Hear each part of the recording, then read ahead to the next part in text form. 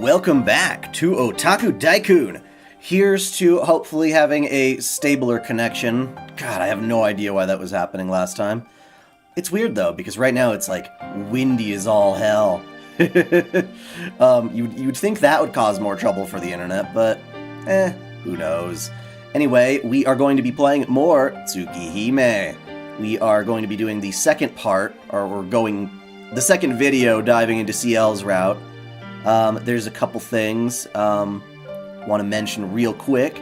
Again, this is a charity stream for my campaign, #waifu for laifu, which is all about trying to show that, while anime fans are into all sorts of different content, a lot of which is deemed controversial or problematic, we're able to separate fact from fiction, fiction from reality, and ultimately do a good thing for the world by raising money for charity. So in this case, I have chosen the Red Cross because they have worked with anime several times in the past, with Uzaki-chan in Japan promoting their blood drives, as well as Code Vein, which they also had blood drives for, and that's one of the main things that Red Cross does, is blood drives, which helps when people are in emergency rooms and need transfusions and whatnot, and disaster relief, which includes the big evil COVID right now. So they work pretty much all around the world, many places, and that's why we're raising for them, because that literally can save a life.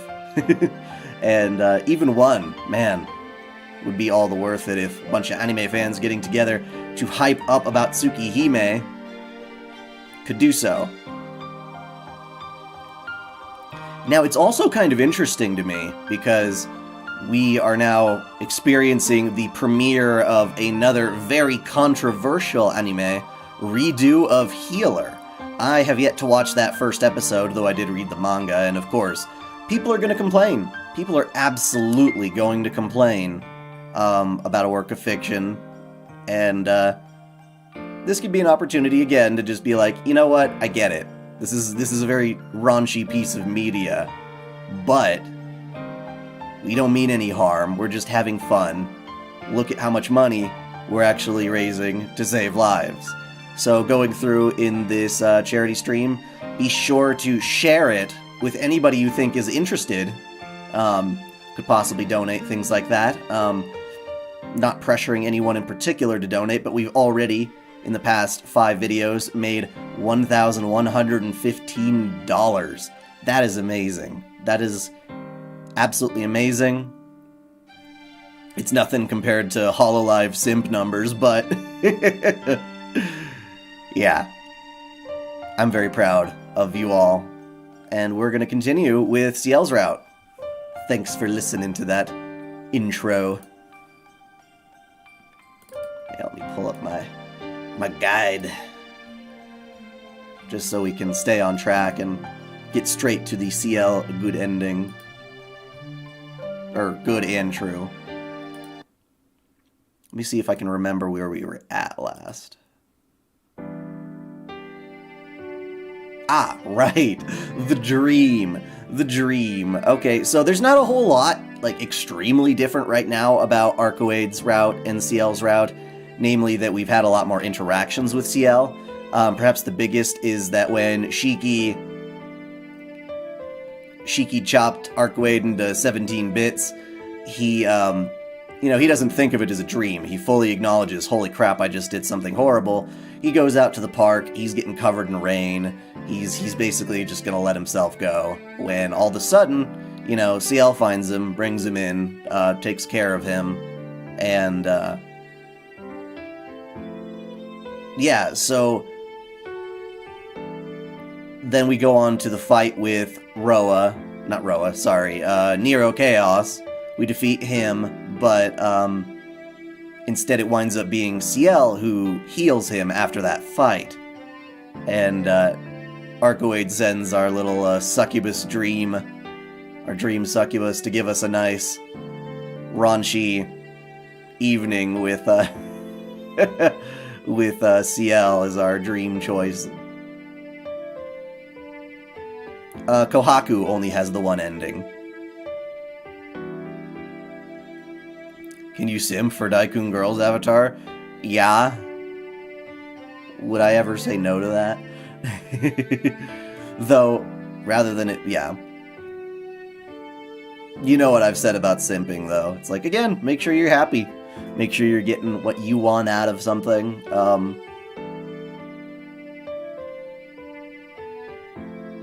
Isn't Len the succubus familiar? Yes. Yes, she is, but we don't meet her in the original Tsukihime.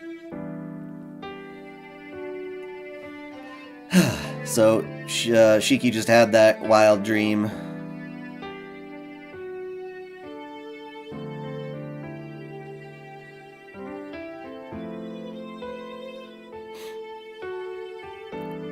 Okay, sorry, real quick. If the connection does drop, because it looks like it could possibly do that, and I don't know why, I will wait and put a little bit of a stutter in the reading, so hopefully none of the actual text gets cut out. Which route of Fate Stay Night or Tsukihime would you like to see a direct sequel to? I think it'd be cool to see more of what happens to Shiro after the Unlimited Blade Works route. Or just any of those routes, really, what he goes on to do after the clock tower and such. After calming down sufficiently, I head to the sitting room. As usual, Akiha is sitting on the sofa, elegantly sipping tea. Good morning, Nissan. You're certainly up early this morning. She must be happy I woke up, because she greets me with a smile. Have you ever had yaki onigiri? You know what? I'm not sure if I have. I mean, I've had onigiri many times.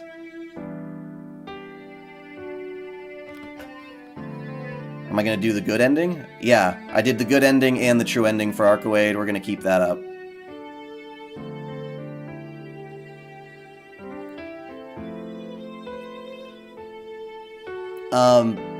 I think Nasu is a good writer enough. I definitely feel like he's a bit more naive in this compared to his more recent works. What's happening? You just kind of clicked here? This is a charity stream, raising money to show anime fans, despite liking controversial content, can support a great cause and save lives, because we understand that there's a difference between fiction and reality, and we're playing the classic visual novel Tsukihime in anticipation and hype for the fact that it was announced for a remake.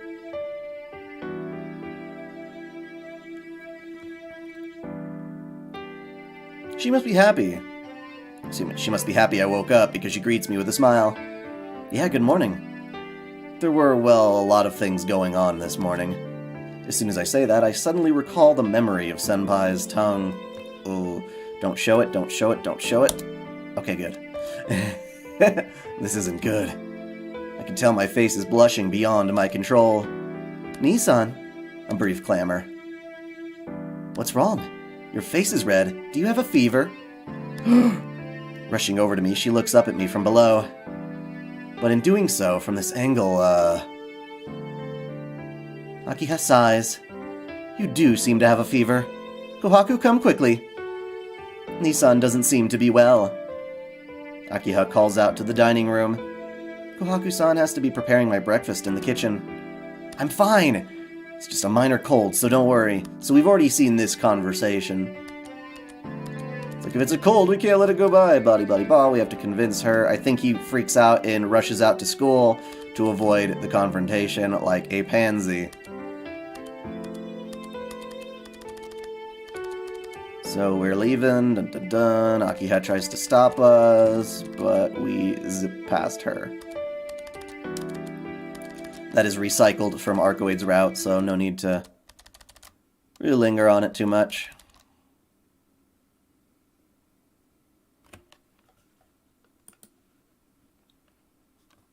I arrive 30 minutes earlier than usual. The figures of students around the school gate are sparse.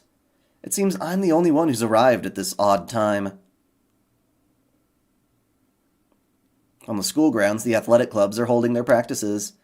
I'm not in any clubs right now, but truthfully, I like to move around a lot. I know that I have some athletic ability, at least enough to be proud of, but I can't join any clubs. My body always has recurring anemia, so I would just be a bother, and my doctors told me I should not exercise frequently. Since middle school, I've been asked more than a few times to join a club, but I always have to say it's not my thing and refuse. This part's also a bit recycled. Let's zip through a little bit.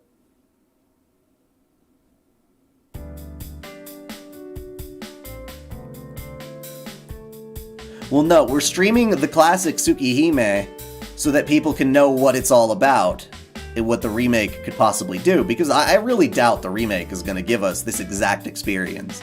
I think it's very much in a fan's interest to experience both. Be like, oh, okay, I see what they're doing there. I thought I was the first one, but it seems like some of my classmates are already here. Yo, you're early, Tono. Morning. We already heard this one. What we're waiting for is probably an encounter with Ciel. The classroom starts to get busy around 7:50. Huh? I think I saw Senpai in the hallway. She's down at the first year hallway again. What is she doing? Maybe she came to see me. Then? Am I gonna live stream the remake? When they finally get it in some form of English, then yes. Just like I am waiting on an English release of Mahotsukai no Yoru, which I think is gonna happen before we get Tsukihime, to be honest, because they're still really close to ending that translation for what I hear. I'm super excited about that. So we're gonna go talk to her. It would be dumb not to.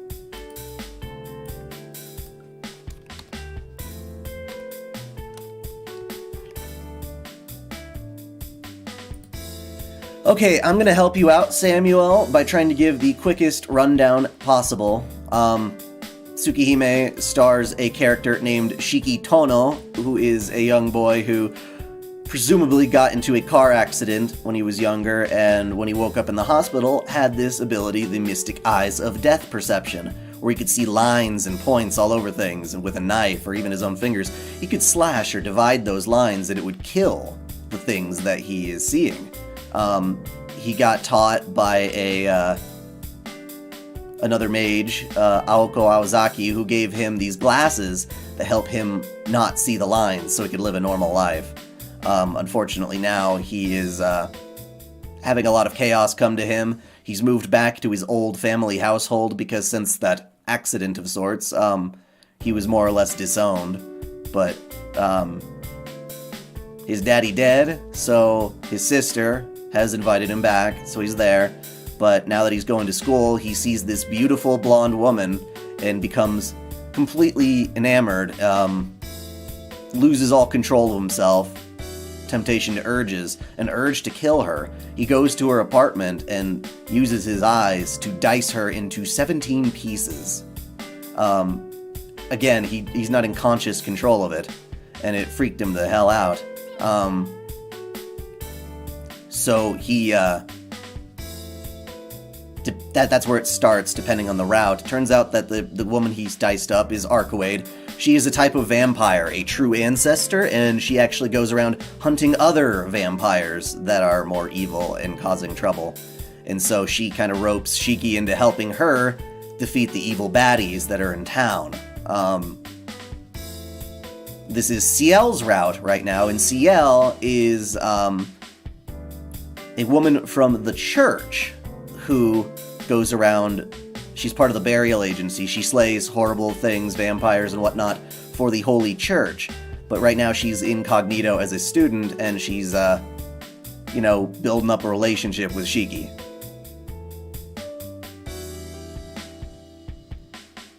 And that's basically what's going on right now. We defeated this big crazy vampire called Nero Chaos, and in the wake of that, Shiki's under the impression that all is well, that the crisis is averted, and he's going back to his normal school life.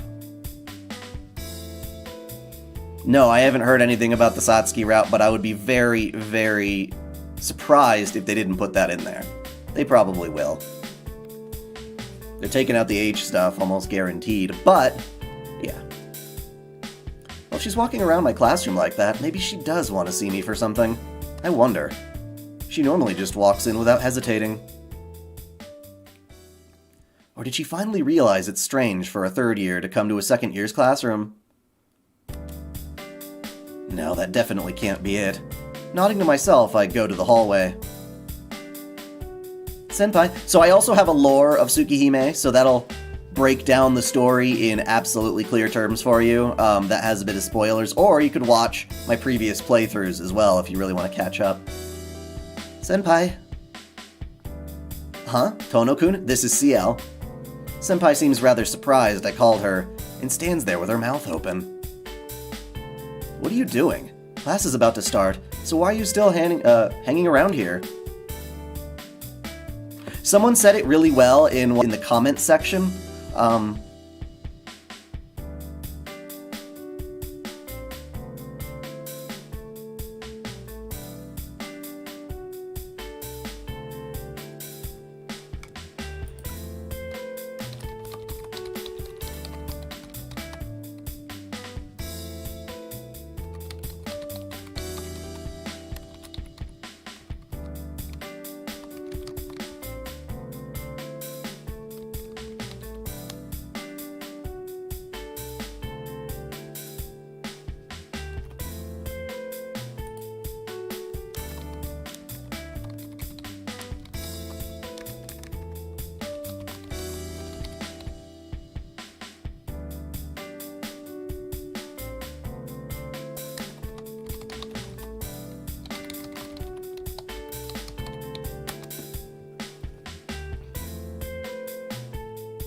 Sorry.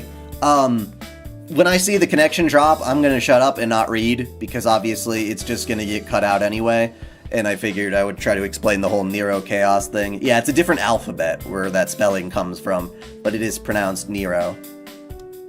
Hebrew, huh? Right. Hebrew, gotcha.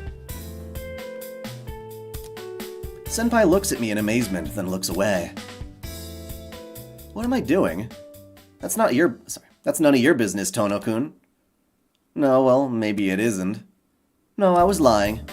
It is a little. I thought she was looking away, but she starts sniffing me. Senpai. Sniff me harder. Having her stare at me like this makes me remember my dream. Uh-oh. Just in case. Tono-kun? What's wrong? Your face is turning red. It's nothing. Just, I had a bad dream. I don't feel very well. I think I'm honest as I don't say I don't feel bad at all. Tono-kun?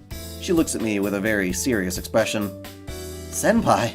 I'm perplexed. I feel as if Senpai is reading my mind, and I remember more and more of last night's dream. Tono-kun, you said you had a bad dream. What does that mean? It doesn't mean anything, and it's none of your business. Don't worry about it. And I'm asking you what you're doing. It is my business. Tono-kun, you didn't sleep well last night, did you? Well, she is right, but... Senpai, how do you know about that? Because your face is all red. I don't know if you're sick, but you don't look well, Tono-kun. Oh, I see. I was surprised for a moment there. She guessed right about last night, so I thought. About this dream, Tono-kun, please tell me what kind of dream it was. Senpai asked me again, and she hasn't given up. Fine. It's not a big deal, really. Just, you were in it a little. I answer reluctantly.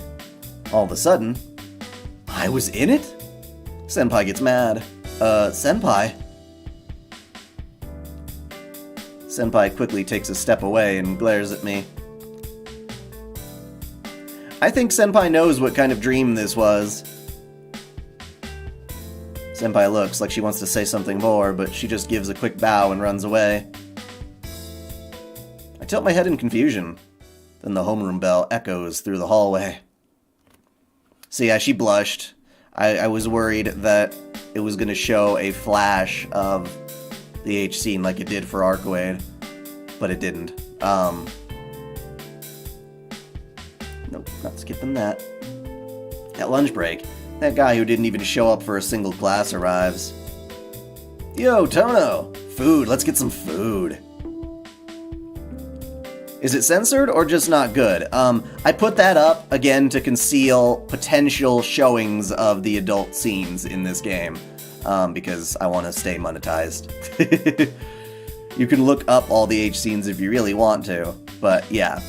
Sometimes after an H scene happens, characters like Shiro or Shiki will, like, remember what happened, and so it'll show, like, a quick flash of one of the CGs, and it's like, oh shit. So, this is just me being 100% safe, because I've made that mistake before, and Shiro's little flashbacks have shown a bit more than I intended. He's happy about something, even more energetic than usual. Of course, food. But you seem to be in a great mood. Did something happen, Arihiko? Yep. I just asked Senpai if she wanted to eat lunch together, and she refused. That's odd. Senpai must be referring to Ciel Senpai, but this guy seems to get happy when his offer is refused. Hey, Arihiko, you have that sort of taste? No, I'm not finished. So I asked Senpai why not, and she said, if Tono-kun's there, then I don't want to come. Isn't that great, Tono? That's odd. Why have I been friends with this guy since middle school? Oh man, she really hates you, Tono. A rival's loss is my gain, so I'll treat you to lunch today. Arihiko happily slaps my back. Well, I'm happy you're treating me, but Senpai was angry at me? Well, after she asked, will Tono-kun be with us? And I nodded, her face turned all red. Dude, those H scenes are really easy to find, for the record. Just Google Tsukihime HCG, and you will have to find something like that. I mean, obviously it's going to take you to a risque site, but yeah. Her face probably burned with anger. Probably? Isn't that a little different, Arihiko? Maybe. Maybe not. Arihiko's story can't be trusted. Certainly Senpai did seem angry this morning, but I don't know why she would be. Am I gonna be playing Kagetsutoya? Maybe, but certainly not as, frequently. I might do, like, one stream a week for that.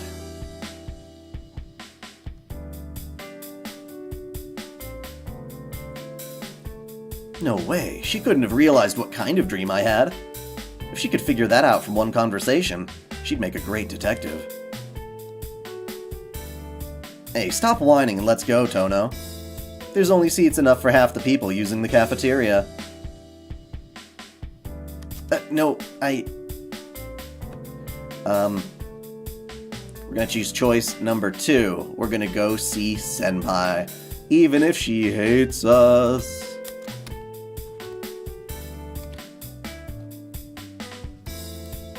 We're not going to skip. We are going to save. Cool. I'll pass. I'm gonna buy some bread and eat by myself. Really? Then I'll go ahead. Arihiko goes off to the cafeteria. Well then.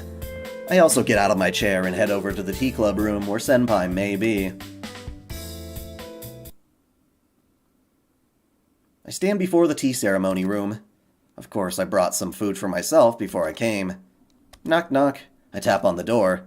I hear some scuffing inside and sense a person on the other side. Yes, who is it? I can hear Senpai's voice through the door. It's, me. Senpai, would you like to eat lunch with me? There's no answer. Senpai, I said lunch. I'm not eating with you, Tono-kun. That voice doesn't sound happy at all. I'm not sure what to do. Would you like to skip? Hell no. I have some curry bread. I pull out my secret weapon. Tono-kun, do you think I can just be bought with food? Yeah, I did, actually. Senpai shouts from the other side. Maybe this is less than 100 yen. Sorry, maybe this less than 100 yen didn't work. Jeez. I think trying to barge in would make her even more angry, so I guess I should just go back. And then... Well, I guess I'll have some, though. It worked! She's like, on second thought, it's curry bread.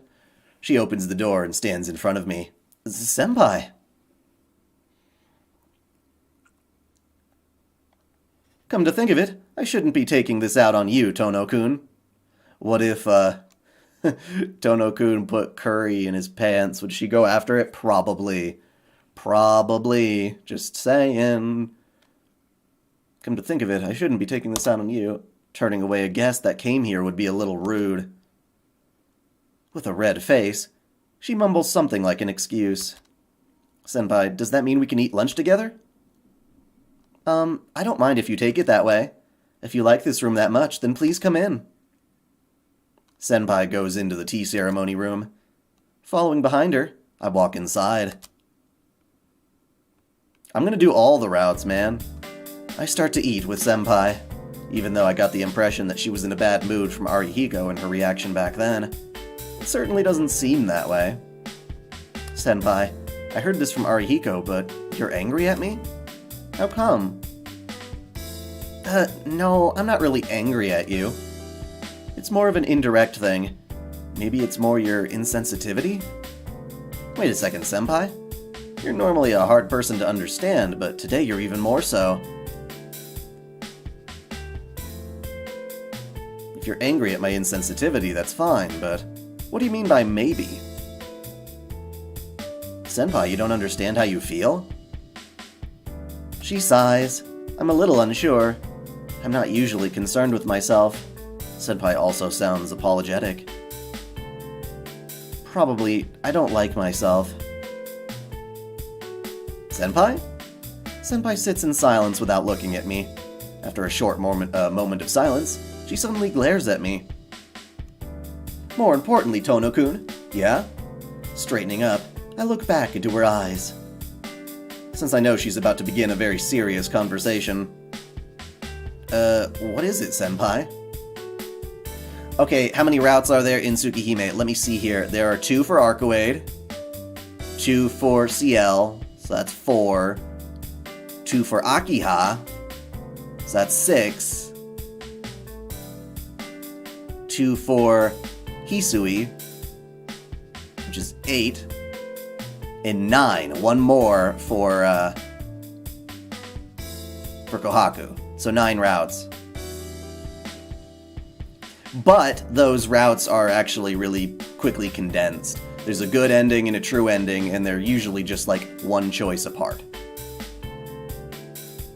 Does meeting Aoko count as a route? No, that's basically an epilogue. Could I have that curry bread? What's with that all of a sudden? Didn't you just say you won't be bought out by food? That's a different matter. Tono-kun, are you trying to take back what you said earlier? Senpai is really angry. It was a joke for me, but I guess she took it very seriously. Yes, I understand. Please accept this, Your Highness. I hand over the curry bread. Giving that up, I only have some sausage bread left. Do eat your sausage. Yay! Senpai happily takes it from me. Is she a kid or something?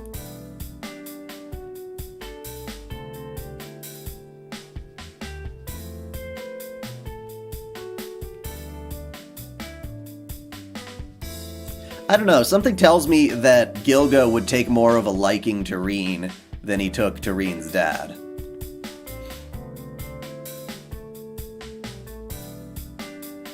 I think that could actually be a really funny route if Rin summoned Gilgamesh. He would still be an asshole, my god, but yeah. Then I will give you some of this hamburger. Here you go, Senpai says as she gives me half of it from her lunch. I think the difference in her barter exchange rate was a little high. After we finish our meals, we pass the time while sipping tea. A perfectly tranquil passing of time. It seems like she's not conscious of my presence, and I'm not especially conscious of her presence either. Just a calmness. Like 2 friends of the same gender, we pass the remaining break time like this. Hey, Tono-kun. Yeah? What is it, Senpai? I've been thinking about this for a while, but your glasses aren't used to correct your vision, right? Wow, you're amazing, Senpai. Bullseye. They're just for show. I knew it, Senpai nods. Hey, Tono-kun, could I ask you a favor? Senpai looks expectantly at my eyes. Not so much my eyes, but my glasses. Just once, Could you take off those glasses? That would be troubling. Taking these glasses off means I would see those lines, and more importantly, I don't want to see the death of this person close to me. I can't do that. Unfortunately, I've never taken these off in front of others. It's kind of like a vow, so I'll reject your request. I answer clearly. Senpai slumps disappointedly. Huh, if you say so, then I guess it's not possible. Yes, because these past 8 years, I never took them off in front of other people, but... That's right. That ended. With these eyes, I saw the death of many, many things.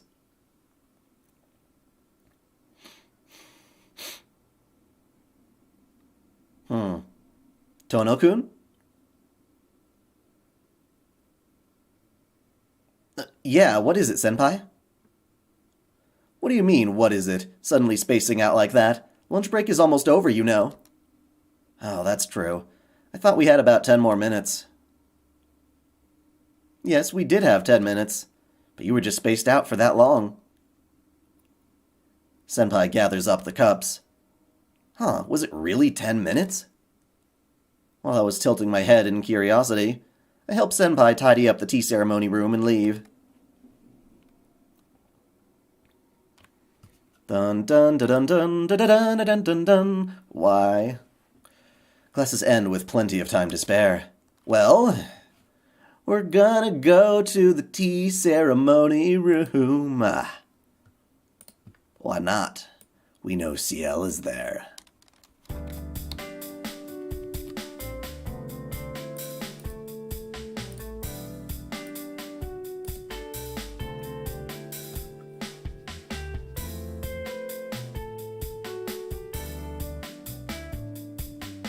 Well, to be fair, Shiki already killed Arcoade, so it's not like, oh god, I'm so worried about seeing your lines. It would be kind of hypocritical given that he clearly already did.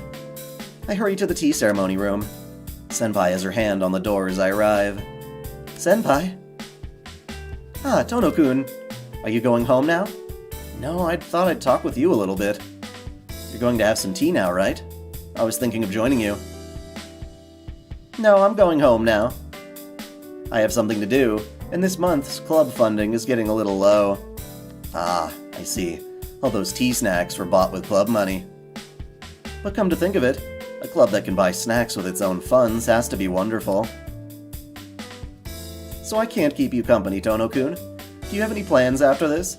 How shoestring of a budget does your club have to be to not be able to afford some snacks?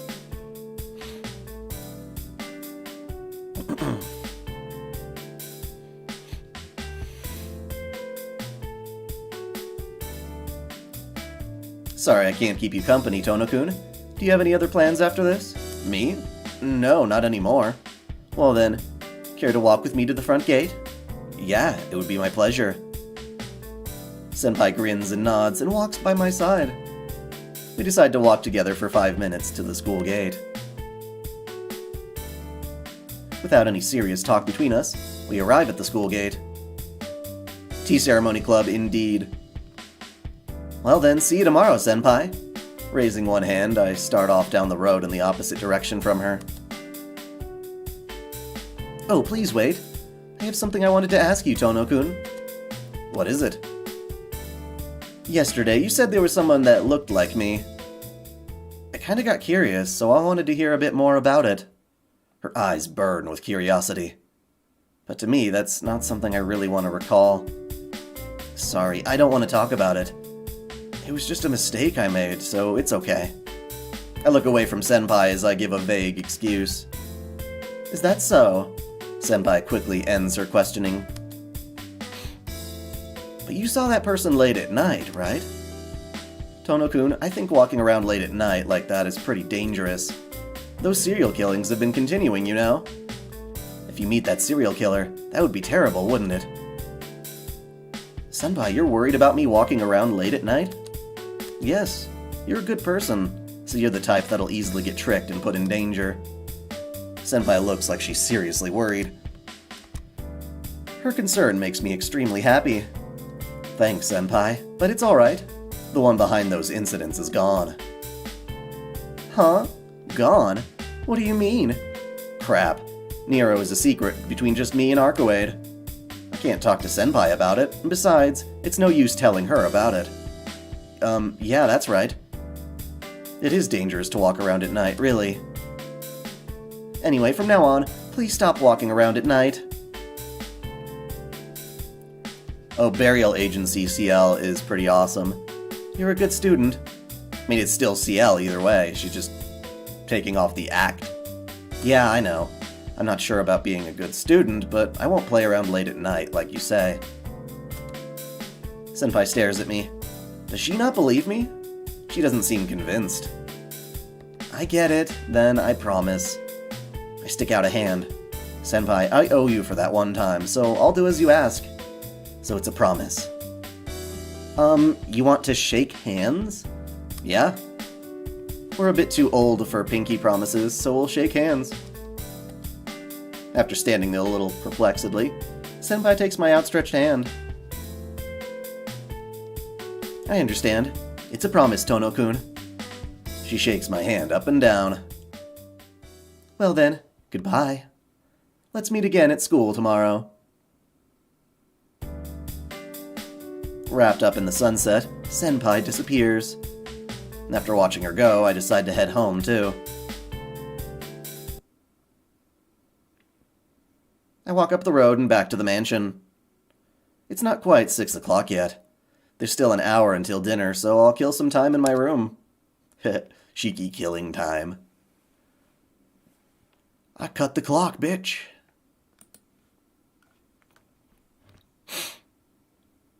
Dinner is over, and it is now nighttime. A rare event, Akiha, Kohaku-san, and Hisui are all in the sitting room, so I join them after some after-meal tea. Is that so? I like the second one rather than the first one. I think the taste is more refined. It's a difficult choice. The difference in taste is great, but everyone handles the different concentrations in varied ways. Kohaku, you like Japanese tea better, right? I think Hisui prefers English tea. Hisui-chan does not mind blands that much. She may look sensitive, but Hisui-chan is. Nei-san. Sensitive like she looks. See, there isn't anything she can't do, like cleaning or sewing. Shiki-san. Kohaku-san suddenly engages me in conversation. Hisui's glance seems somewhat scary, too. Why are you suddenly telling me that, Kohaku-san? Because Hisui-chan is your servant. You surely know about her sensitiveness, right? Okay, if Tsukihime gets an FGO event like Kara no Kyokai, who would be welfare, who would be banner, SSR? I don't know. All I know is I would want Arcoade in there. Arcoade would have to be in there. I would be surprised if Akiha weren't.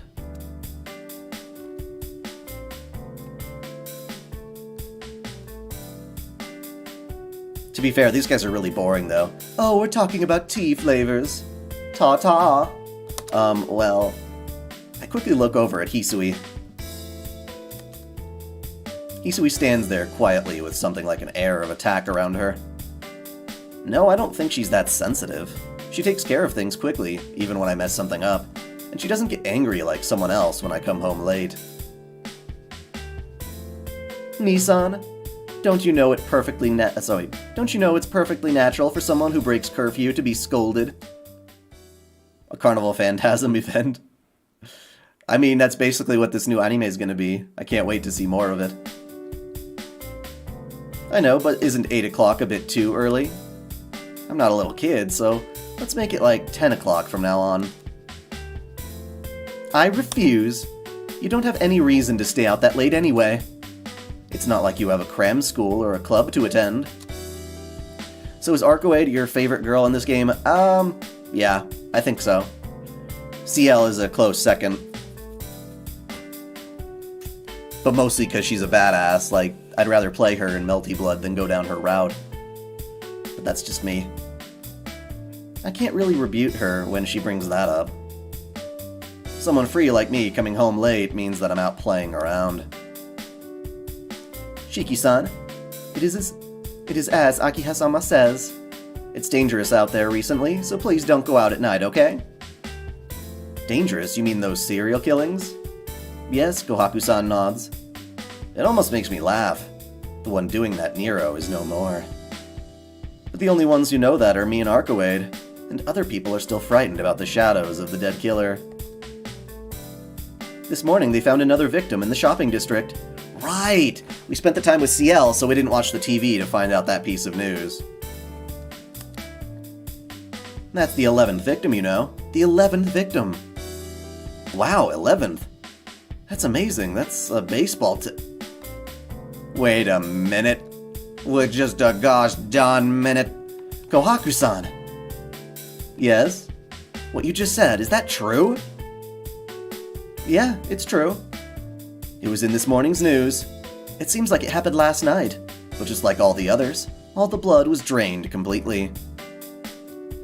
What? That's weird. Because Nero's dead. How can someone who died 2 days ago kill someone the day after? No way. Did he not die? No, that's definitely not it. I killed his ass. So how come? Then maybe. If the vampire roaming the streets disappeared, but these incidents are still happening, then the only vampire left in the city is her. Good night, Shiki-sama.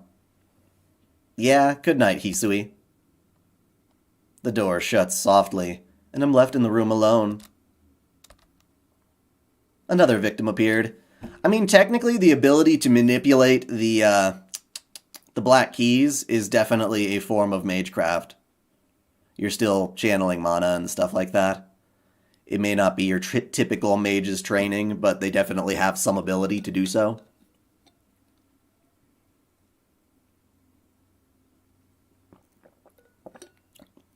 Technically speaking, Tsukihime and Fate are alternate universes of each other. They go a little bit differently.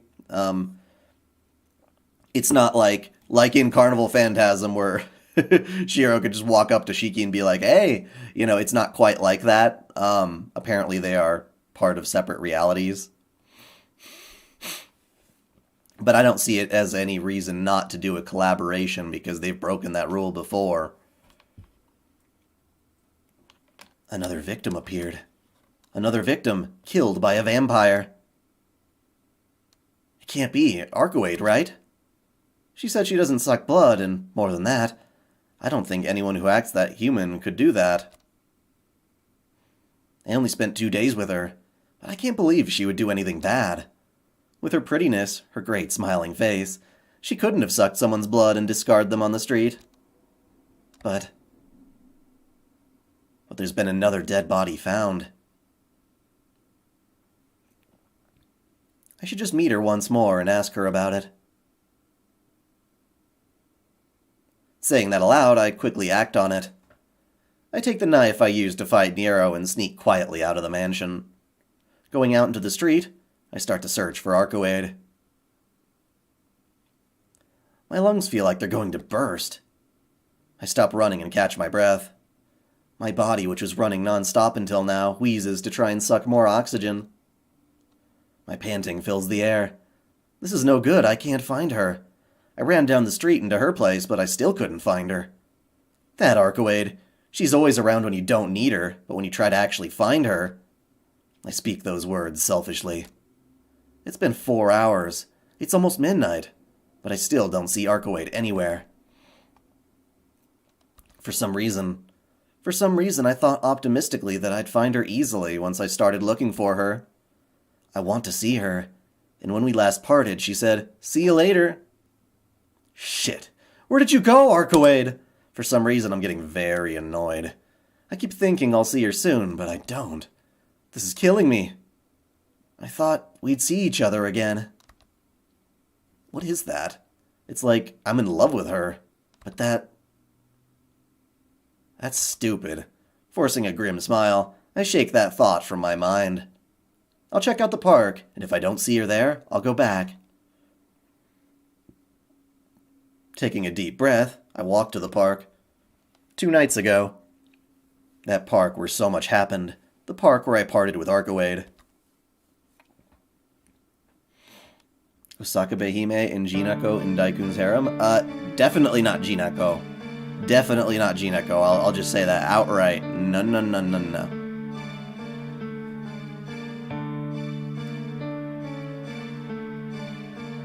Osakabehime, maybe, but not necessarily.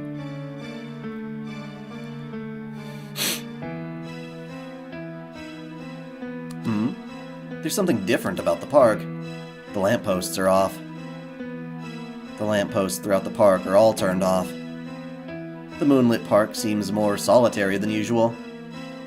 Is it a power outage? I look around me. Outside the park, the lights are all working. The only lamps not working are within the park itself. Huh? What was that just now? I can hear something. The clamor sounds like it's coming from a fight. I'm curious. There's no basis for this, but this late at night. If there's any sort of trouble going on, I think it has to involve her. Alright. Trying as hard as I can to be silent, I head towards the source of the sound. It's bad news! I can see two figures facing off. Someone is wearing a black dress garments and I can't tell who it is. I can easily tell the other one. White garments and golden hair that can easily be spotted even in just the moonlight. Arcoade! Arcoade is being attacked by this black human shape. That black human shadow is carrying something like a sword. And it isn't something like a simple fight. Sword in hand, it jumps toward Arcoade. Arcoade deflects the blade coming towards her chest with her hand and lightly contacts the chest of that black shape. In the next instant, the sword-wielding shape flies through the air like a soccer ball. Thump. Roll, roll, roll. Falling down on the brick pathway in the park, it keeps rolling as if easing the fall. No, to be more accurate, it rolls right toward me.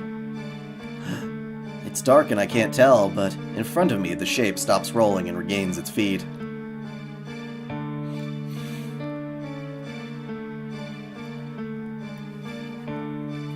We still don't know much about Shiro's parents at all, so, you know, Muramasa says, hey, they might be my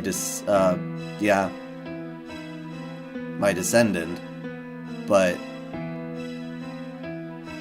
we still don't know anything about them personally.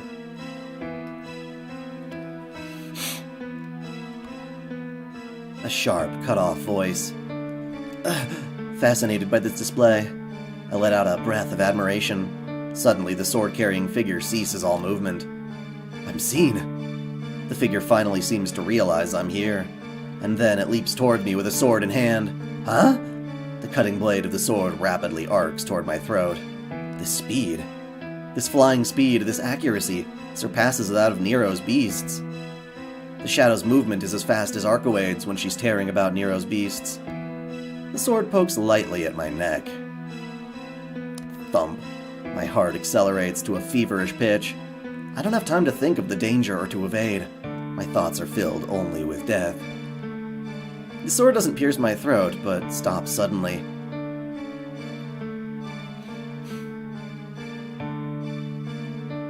Tono-kun? Senpai? Our voices overlap. Both of our voices are drowned in disbelief. Ciel-senpai and I stare at each other in amazed shock. Shiki, get away from her! Arcoade's voice calls from far away. Arcoade dashes towards us. Senpai glares at me with eyes that seem to belong to another person. Like that, she turns around and runs off. Why? Senpai's completely gone. That black figure, Senpai wearing those dark clothes. That person who saved me 2 days ago when I was nearly killed by Nero's crows. Krah! But Senpai, she said that wasn't her, so why? Shiki! I suddenly realize Arcoade is in front of me. Arcoade? Are you alright? Did she do anything to you? Just like Senpai before, she looks at me intensely. But that doesn't matter. Did she do anything to me? I touch my neck that had a sword on it until now. There's a light, sharp pain. The finger that touched my neck is faintly painted red. Senpai's sword has cut my throat only a few millimeters deep. What is going on? Why would Senpai attack me? Why, really? Why would she glare at me like that? Isn't it obvious? You saw us trying to kill each other. She is someone who operates in complete secrecy, so she hates for an ordinary person like you to see what was happening. Archwade says that unbelievable statement. Kill each other? Why? How come? Why would you and Senpai do something like that? Lost in pure shock, I can only manage those words. In the first place, I didn't come here to ask that. I wanted to ask her, Archwade, about something, which is why I was out here in the first place. I don't know. I only came to see you, so why? Why are you and Senpai trying to kill each other? Huh? Shiki, you came to see me? Yeah. I had something I wanted to talk about, so I was just looking for you. So why did it end up this way? I don't know. My head is just spinning. Please, could you tell me what's going on, Archwade? Well, I was just simply fighting with that person from the church. It isn't something that concerns you, so just forget about it, Shiki. It does concern me, but first, what do you mean by the church? Explain it so I can understand. Archwade doesn't answer. She mulls it over until she nods. Sure, why not? Since you're that worried, I'll tell you. It really doesn't concern you, though. Do you really want to hear it? Yeah. No matter what it is, I won't mind. Oh, how enthusiastic. I'm actually a little curious about why you came to see me, though. Come on, please hurry. What's with the vertical white lines in the text? Is that a glitch? I think it is not really a glitch, but a problem with the font. I think there's a special font that fixes that I don't have installed on this new machine. So that's probably it. It's not that debilitating. So the basically the lines appear instead of ellipses, which is, the 3 dots. So what should be like ... pauses are now these lines. That's all. Archwade seems a little angry. I don't even think about why she would look like that all of a sudden. My throat still hurts. Senpai. Ciel-senpai pointed his sword at me. All I can think about is why Ciel-senpai would do that. Fine, then I'll tell you. The dead apostles are vampires that tried to the utmost to conceal their existence. In order to live, they must suck the blood of humans, so victims will always appear as long as they exist. But there's too many stories of people being killed by vampires, right? Oh, sorry, but there's not too many. Do you know why that is? Archwade, I didn't ask about vampires. Sheesh, I'm trying to explain it to you in order, Shiki, so please answer, okay? What is a black key? Those are the blades that people like Kirei and Ciel use, people of the church. They're like little sword handles that have no blade until you charge them with mana, and then the sword comes out almost like a fucking lightsaber. Not exactly, but you know what I mean. And usually they have a lot of different abilities. They're good blades for cutting, but they also can be thrown at people's shadows. If they stab into the shadow, it can pin them to the ground. They're also used in that regard for performing exorcisms. So, all of those things. And black keys also happen to be a type of craft essence in Fate Grand Order that people get way too often when they are hoping to get something good like a servant.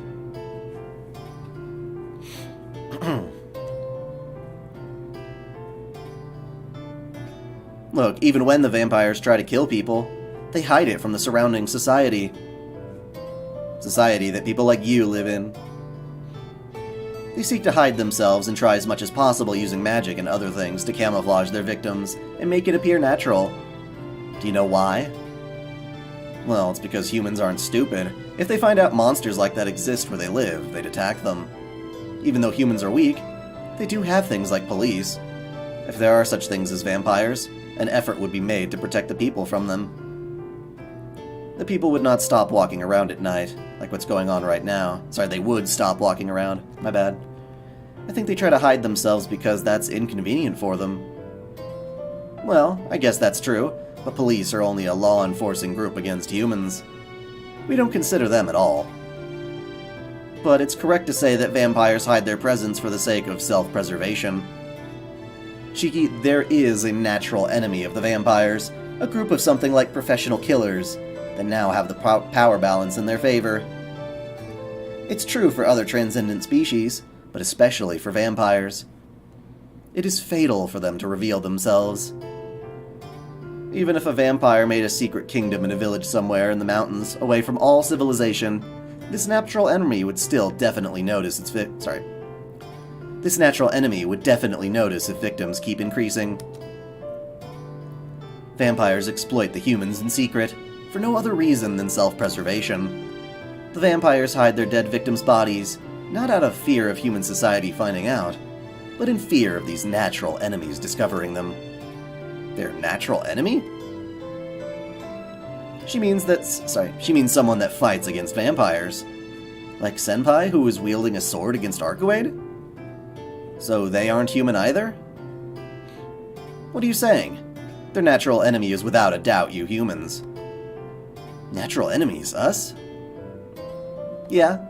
Starting from a long time ago, humans used many kinds of magic, the occult, magical ceremonies to create an organization and started to eliminate primates other than humans. The greater of these is Christianity, the pride of the Vatican, the exorcists. The Catholic Church always viewed non-humans as impurities, but vampires are considered the most dangerous. There are many religious groups in the world, but the Catholic Church looks at vampires with more hostility than the rest. You know, it's almost like an obsession. They are so insane, I don't even want to mess with them. Arikuade lets out a sigh. You should know what I'm getting at by now. The one who tried to kill you was a member of an elite organization that hunts heretics. This group, the Burial Agency, is part of the church. They use their own strength, rather than law, to deal with contradictions to Christianity. These hidden exorcists are more like professional killers. Being the ones which church crush contradictions, their existence is a shadow, and so they do not come out in front of people. They are a section that should not exist within the organization called Christianity, so they kill all those that discover their existence indiscriminately. That woman, it seems she is now called Ciel, probably came here to hunt down the vampire in this city. Her sense for the enemy is far better than mine. She says this in an irritated manner. I don't have any words to say. Senpai is some sort of an exorcist who's hunting vampires? I just can't believe that at all. Because Senpai has such a gentle, good nature. She can't kill. She's not someone that can handle such things, unlike me. That's a lie. That's a lie, Arikuade, because Senpai's an upperclassman at my school. So why would you say she's some member of the church? Hey now, Shiki, you know her? Arikuade draws near as if telling me she won't allow for that. Of course. She's a third year at my school. I've known her since I was a first year. Since I was a first year? Huh? Something's wrong. Come to think of it, how long have I known her? I don't even know what class she's in. I try and remember, but I don't have any memories of her before that day when I found her mending those splints.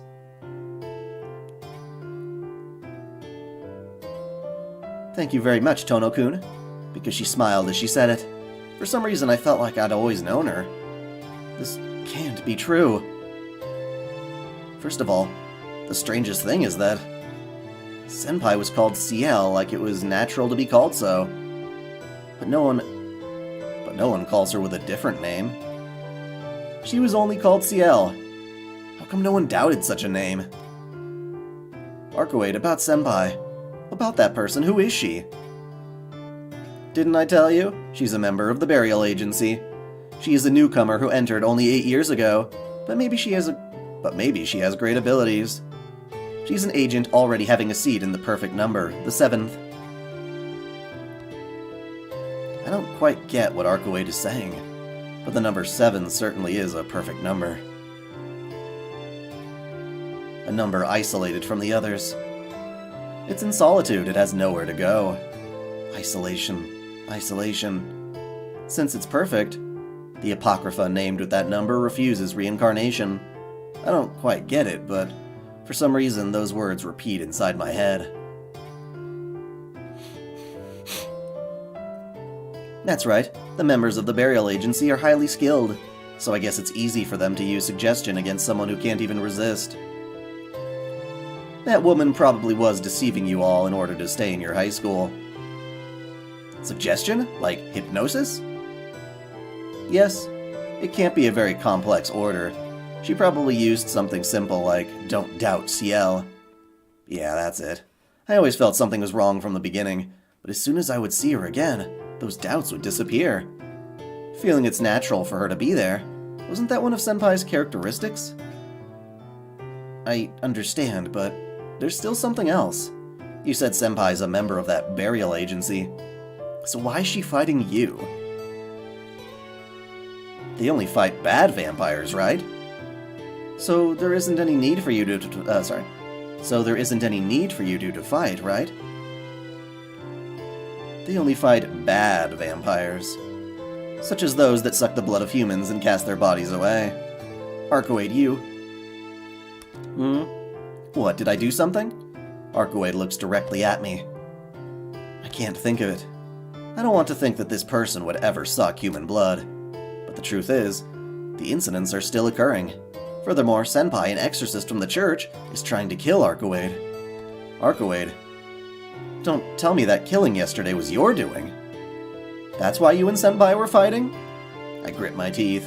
I speak those very heavy, painful words, as if confessing love toward a girl I like. Shiki, are you serious? Even I don't want to believe it, but then who did it? Nero's dead already. So that means that leaves only you, right? I'm filled with regret as soon as I say those words. I still like her. She saved my life, and those 2 days were still a lot of fun, so I don't want to separate with her like this. But if she is the killer vampire, And then smack! My head is hit with a fist. Shiki, you idiot! Huh? Arcoade? I wouldn't normally let it be settled with just this, but since you look so pitiful, I'll let that be enough. Smiling, Arcoade hops back. Shiki, you're a great person. What? Having her say that so suddenly makes my cheeks flush. And in addition, you're so honest. I like those things about you. Arcoade smiles happily. Seeing her like that, I can't imagine her sucking on someone's blood. Arcoade, so... Yes, I'm not the killer. It's the work of some other vampire and not me. The knot in my chest disappears. I see, I knew it. Arcoade didn't do those things. I see. It's the work of another vampire. That's a relief. Wait, that's weird. Hold on, Arcoade. You said it's another vampire, but isn't it odd for vampires to come out one after another? What are you saying? There aren't any new vampires. What? But Nero isn't alive anymore. There isn't anyone else that does something like that. Oh, I see. Shiki, you made a really big mistake. Arcoade gives an amazed sigh. You see? The serial killings you're talking about were always the work of just one vampire from the very beginning. So no new one will come. And Nero is unrelated to those incidents. Nero is unrelated? What do you mean? It's just like I said, you're normally pretty sharp. But you're lost at some points. Think back, Shiki. Nero was a vampire, but did he ever suck human blood? Suck blood? He ate humans and... Oh, I see. Why didn't I notice such a simple mistake? The victims of the serial killings are found with their bodies drained of blood. But Nero was different. He didn't leave any dead bodies behind. He not only drank the blood, but also ate the meat, leaving no trace. To prove it, the people eaten by him in the hotel were treated as missing people, not killed people. So that means it is something completely different. Wait. Then what are the serial killings going on right now? Just who's doing it? That's a different vampire from Nero. To be more specific, that vampire is why I came here, and Nero came here following me. It's that sort of correlation. What? So the one you're after wasn't Nero after all? Yes, I didn't ever say he was my initial target. Now, we already did read this exact text, so I'm going to speed through it a little bit more. But yeah, so we gotta go after the regular vampire.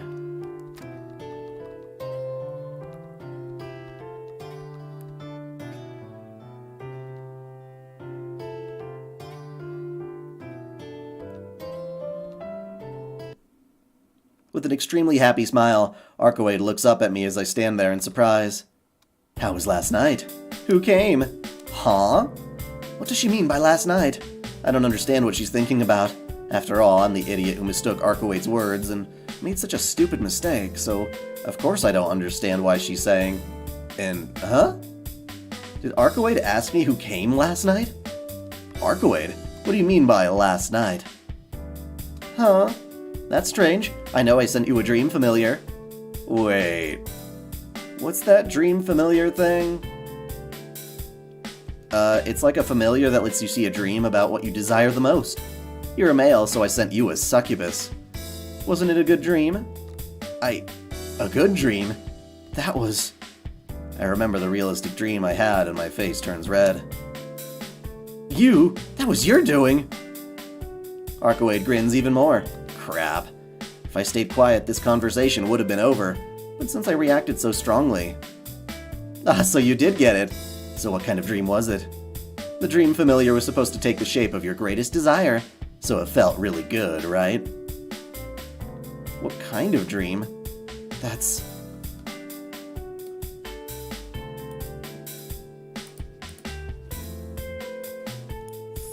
No skippy. I'd die before I say it. Archewade doesn't concern you, so leave me alone. Come on, tell me. You can tell me. Please, just let it go. There's something wrong with that dream, even now that... I don't know why I saw that dream.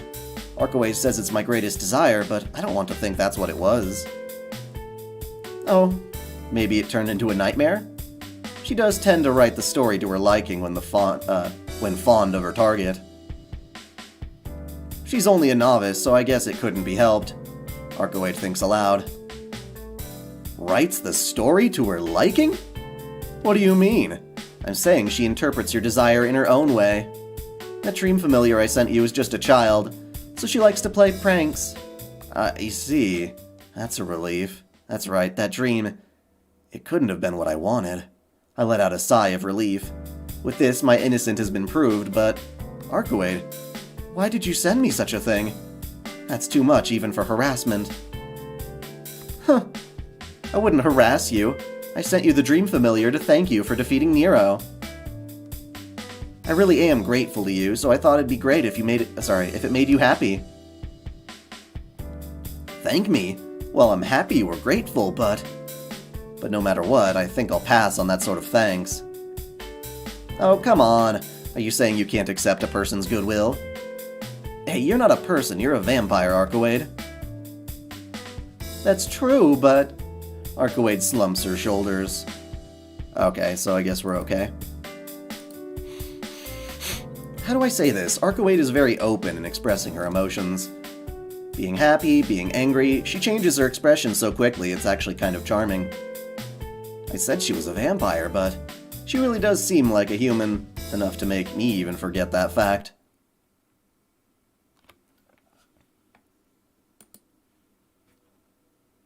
Ah, the lampposts are turning back on. The previously dark lampposts spring back to life. The park lit only by the moonlight gradually becomes brighter. Yay, it's no longer blue! It seems that woman lifted her barrier. It was supposed to prevent anyone from entering the park, but it seems like you could pass right through. Huh? You mean the power outage was Senpai's doing? Yeah, it's one of their specialties, letting people stay away. It really has nothing to do with us. By the way, Shiki, I want to ask, but what do you think of Ciel? With a cold voice, Archewade suddenly asks that. About Senpai. Why do you ask about that, Archewade? Oh, nothing. I just hate that woman. We were supposed to meet and exchange information, but I got irritated during the conversation and we ended up trying to kill each other. Kill each other? Why did you end up doing that? In the first place, Senpai isn't a vampire. Why did you try to kill Senpai? That's my line. She was the one who struck first. Huh? The one who struck first was Senpai? That's right. She said I knew it was pointless, I just can't allow your existence, and then she attacked me. She may look very calm, but all the members of the burial agency enjoy fighting. You can't let her fool you too, Shiki. What? Enjoy fighting? Does Senpai really? Shiki, you were fooled by her up until now, right? So why are you saying things to help her out? You know she was tricking you, since you didn't know anything and pretended to be a normal person. Don't you feel a little angry at being used? Arkuade glares at me. That is... Certainly I'm shocked that Senpai is different from normal people, kind of like Arkuade, but I don't feel like I've been tricked. On the contrary, Senpai has helped me so many times. Even though I know about Senpai's identity now, I still think of her as Senpai. Eating lunch with her, talking about stupid things with her and Arihiko, walking with her to the school gate, all of it is so much fun. So if I could, it would have been better if I didn't find out about her. Shiki, whose side are you on? Mine or that woman's? I feel pressure. Her eyes are the source.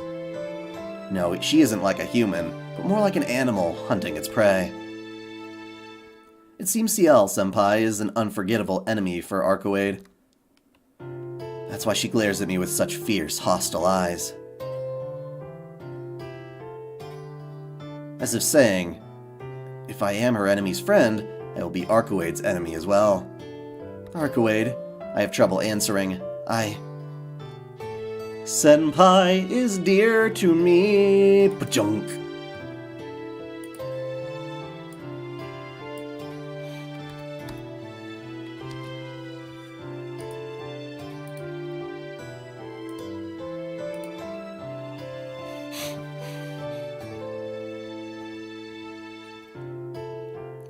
Yes, this game came out in the year 2000, so it is now 21 years old. Isn't that nuts? Isn't that freaking nuts? Heish.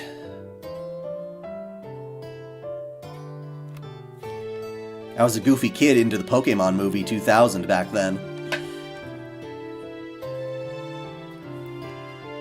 I do like that movie.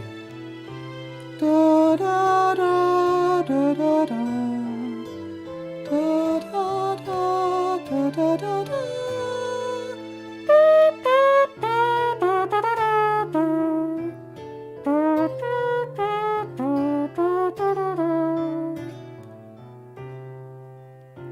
What is your opinion of the soundtrack of Tsukihime? I think it is okay. I like it. There's not a lot of songs, so it gets repetitive as fuck. This game can legally drink now, yes. Despite all this, don't even want to think that Senpai's my enemy. Senpai is my dear friend. Enemy or ally, I can't label her like that. What is this? Then what am I to you? You're someone I can't leave alone, and, I scratch my cheek. Someone I can't leave alone, and I'm concerned about her in a completely different way than Senpai. Even tonight, I was simply looking for her, but I was getting so frustrated when I couldn't find her. It was something like feeling worried about a loved one. No, there's no way that's true. Certainly she's beautiful, but Look, just give it a rest. Why do you ask me about that anyway? How can I know? Being screamed at irrationally, she screams back at me irrationally. Fine. Then I don't know you at all, Shiki. Hey, hold on. Where are you going? It has nothing to do with you. Don't follow me. Is she really that angry? Arkuade walks away without even turning around. Her figure quietly fades into the distance. Just where does she plan on going? What is this, taking it out on me like that? Yeah. She's the one who sent me that dream familiar, so I'm the one who should be angry. Did I do something to make her angry? I don't know. In the first place, there's no way I can understand how vampires think. Arkuade got mad and went somewhere by herself, and I asked her what I wanted, so I know I should go back to the mansion. But my feet don't even move one step back. My logic tells me where I should go, but my heart doesn't listen. It's been said a million times, but the feelings of love and hate, they have nothing to do with logic. Man, jeez, damn it. Why is it that I just can't leave Arkawade alone? Arkawade! I said wait! Raising my voice, I chase after Arkawade, who keeps on walking. Bum bum bum bum bum bum bum bum. Surrounded by night, Arkawade walks down the street. She looks straight ahead, her white figure with golden hair fluttering. It bears a horrible resemblance to the first time I saw her. No, or perhaps it's like the time she faced off with Nero. For some reason, I have a bad feeling about this. Hey, Arkawade. So she's gonna be angry. She's gonna go ahead and find the dead. Don't follow me, you idiot.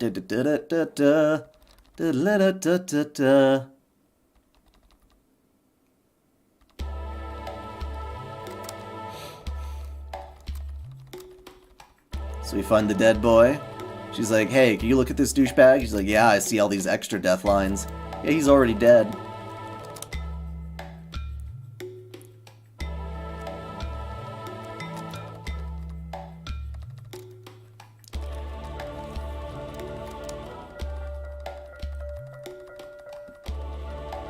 I don't even know what you're talking about with red Arkawade.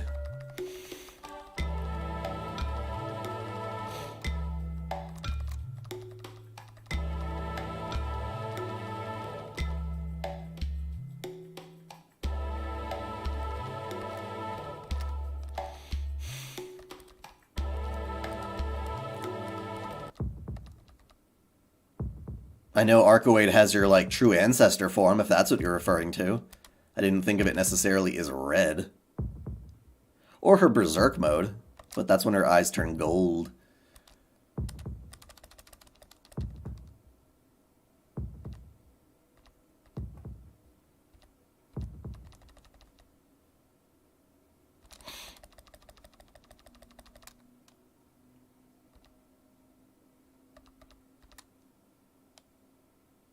Arkawade, huh?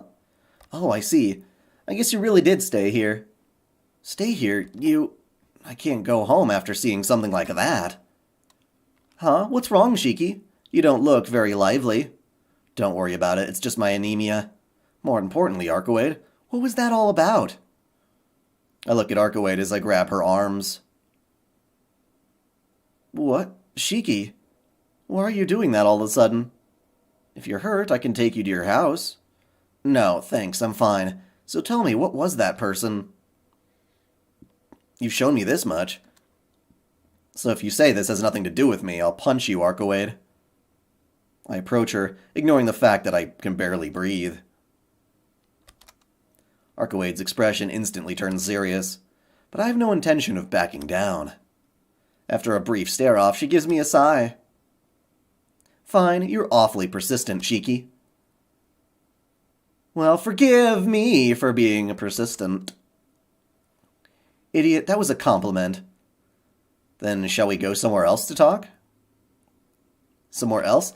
Is Michael Roa related to Arkawade? Not by, well, yes and no. Okay, so it turns out Roa tricked Arkawade into sucking his blood way, way, way long back.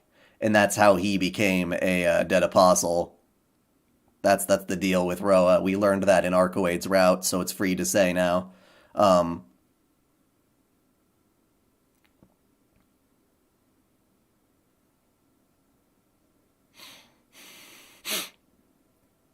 You know, I played Melty Blood on this channel. It's just been so long, I'll have to rewatch that part.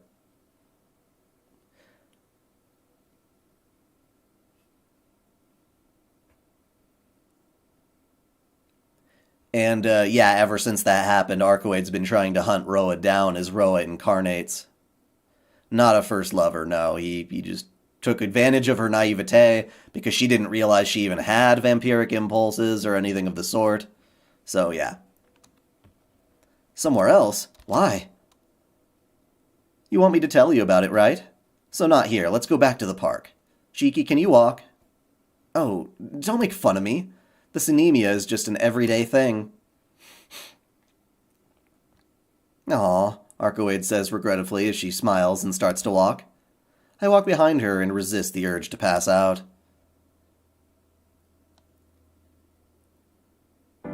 Well, as you wish, Shiki. Let's talk about anything.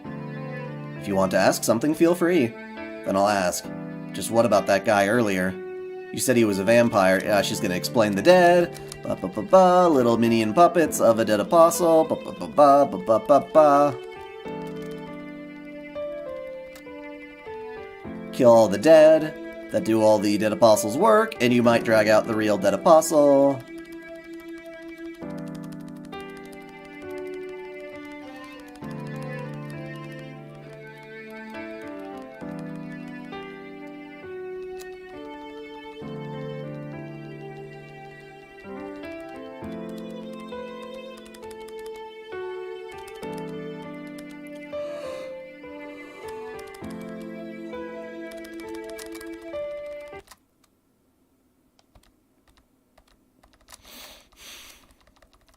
There are a lot more victims because instead of having the bodies turn up, they just became dead themselves.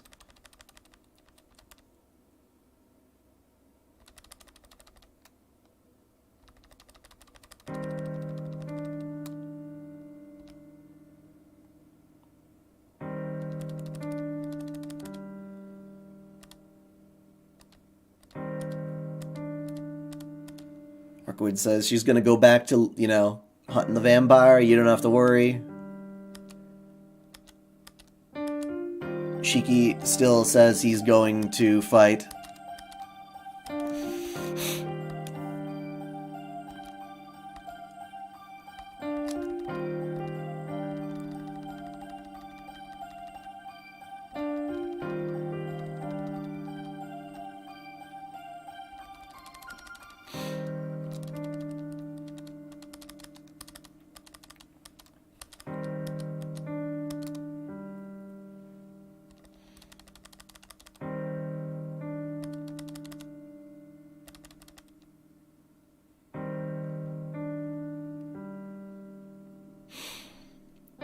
Do I think she's the best girl for Shiki? I mean, I guess so. That's kind of up to him, but yeah, I guess I ship it.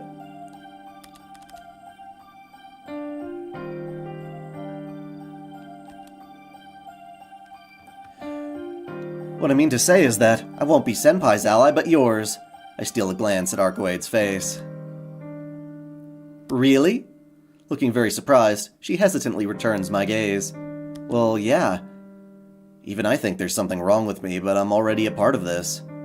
And I can't just overlook the problems going on in the city I live in. So you mean, yeah.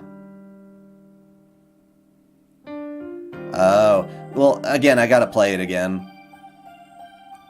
Or at least rewatch those old videos. If you're still weak, and if you ever say you need my power, I'll work with you. I might just be a burden, but... yeah. If you help me, there's nothing we can't do. Her face beams brilliantly as she seems extremely happy. But is that okay? Shiki, you may have to face death again. I'm ready, and I think that's why I have these eyes to begin with. When I was a child, someone told me this, that if I have the power others do not, I should do things that others cannot. I think this is that kind of thing. Michael Roa is just chilling in the town right now. He awakened as Shiki's, the actual Shiki Tono. Shiki Tono, as we know right now, is Shiki Nanaya. He was adopted into the family. But there was also another boy who actually was named Shiki Tono, and he presumably, we thought, got killed when, he all of a sudden went berserk, but it turns out that was just Roa awakening inside him. And he's still around. Oh, I don't really know your circumstances. But that sounds good. Arcoade is in an incredibly good mood. Being with her puts me in a good mood as well. But what do we do now? Do you want to search for more of the dead like before? Yeah, I think that's all we can do for now. The one before was the 12th, so I don't think there's much more. The parent vampire will have to come out once they're all destroyed, so we have to hunt the remaining ones for now. Is that still okay, she asks. Anything is fine, I'm just with you. If you lead, then I'll follow. Well, then shall we start again? Nope, not for tonight. Repeat, repeat, repeat. Yes, all the Shikis are confusing. You've got Shiki Tono, you've got Shiki Nanaya, you've got Shiki Ryogi, and even Shiki Ryogi, because of her multiple personalities, claims to have multiple Shikis. So it's like, Lord Almighty!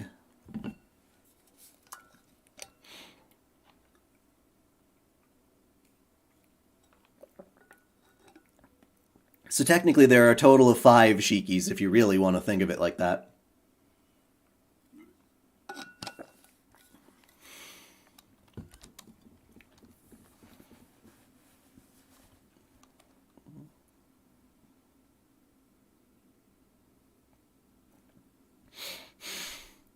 Let's say goodbye, we'll meet tomorrow. Sounds good.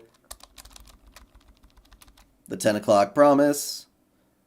Are you gonna break it, boy? Get back to the mansion, sneak in.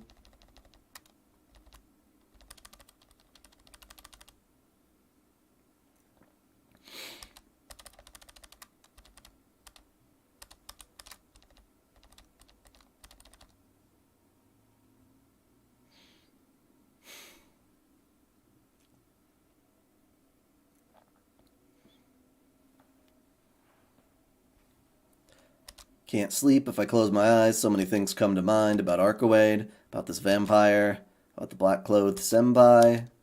I can't sleep. At times like this, reading is good. I know there was a book I was reading before. The first feeling was rather one of pity. Not anger, not despair. Just, I thought everything before my eyes was pitiful. Of course, the most pitiful thing is myself. The most pitiful thing is myself. Life which breaks down without limit. Daily life which fades without limit. Time which is forgotten without limit. Everyone only falls, and yet everyone still struggles desperately to continue existing, and when they judge that it's not possible, they continue to reproduce. Continuing to reproduce, in the end, even that dies. But there is no recommendation. Sorry, my nose is really stuffy today. It's really yucky out. Of course, it's not those who die who are not recompensated. We had no hope to begin with. What is not recompensated are the attempts. The noble wish, the yearning for eternity which everyone longs for yet cannot achieve. I have no interest whatsoever in things like that break down. In the things that break down. If I could see death and understand it, maybe I'll take a bit of an interest. A repetition nearly impossible to measure, yet this wish repeats itself. I thought to replace this almost comical cycle of wishes with one pure thing. There was no need to state the method. A wish becomes a result after it's granted, mainly because Kara no Kyokai and Tsukihime, one was kind of like a prototype of the other. Kara no Kyokai came first, I believe. Then they made Tsukihime using a lot of Kara no Kyokai ideas. But then Kara no Kyokai itself got really popular. And so now both Shiki types with similar concepts exist.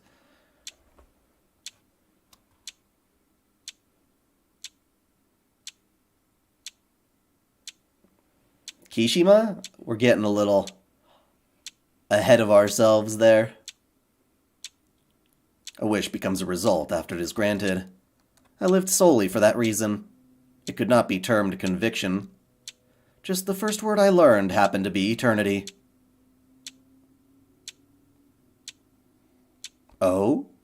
So you intend to get the eternity closest to you? Of course not. There are only species that age slower and die harder. I'm becoming one of them, only because this body has reached its limit. If I'm to go further on, it will take time in this body. It's ironic that you, the one that goes after eternity, hurries with things. So you plan on leaving here tomorrow? I'll leave the burial agency to you. In the first place, there is only one empty seat for the priesthood. I used up all my father's inheritance getting this far. So it's about time I quit. Well, that's fine. So you're going to complete your magic theory? I have no intention of leaving here. And I can't live without you. And I can't live with you. Well, fortunately, I am a woman. I'll quickly bear a child and tell it all about you. Oh? What will you tell it, Narbarek? Let's see. I'll tell it something like, after around 100 years, another newcomer, dead apostle, will appear. It is pointless to take notice of him, so ignore him. No, you wouldn't need to wait 100 years. Just like here, I will rise quickly to the top. This body will become the most superior vampire, so 10 years will be enough. How foolish. Even if it is you, you would need at least 100 years if you start over from the dead. Their world's intensity is nowhere as nice as yours. Using direct methods, then you would be right. But if I become the strongest vampire from the very beginning, their world's rules will not apply to me. What do you mean by that? It's simple. As a priest of the church, you certainly know that dead apostles' powers are affected by the true ancestor that sucked their blood. Therefore, the solution is very simple. If I wish to become the strongest dead apostle, this blood of mine, it must be sucked by the strongest of the true ancestors. So yeah, that's Roa talking about his goal to become, the vampy we know today. Bow in the sky with diamonds. Watching a dream. A vague dream without any particular significance. Do I like her? I don't know my true feelings, but I can't deny the reality that I'm always concerned about her. Do I like her? I don't know. It's just that when I completely lost within myself, she helped me. If she wasn't there, I may have just died under the pouring rain. Is he talking to Narbarek? That's what he said. I forgot who the fuck Narbarek was, though. Let me double check.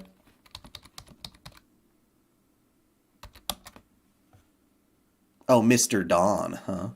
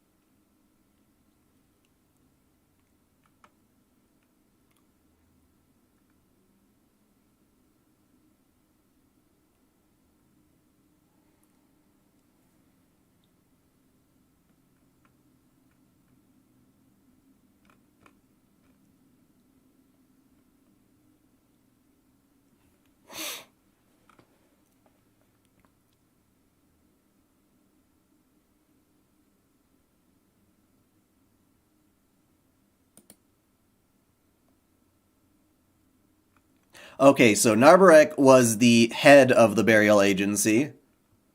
The first, if Ciel's considered the seventh.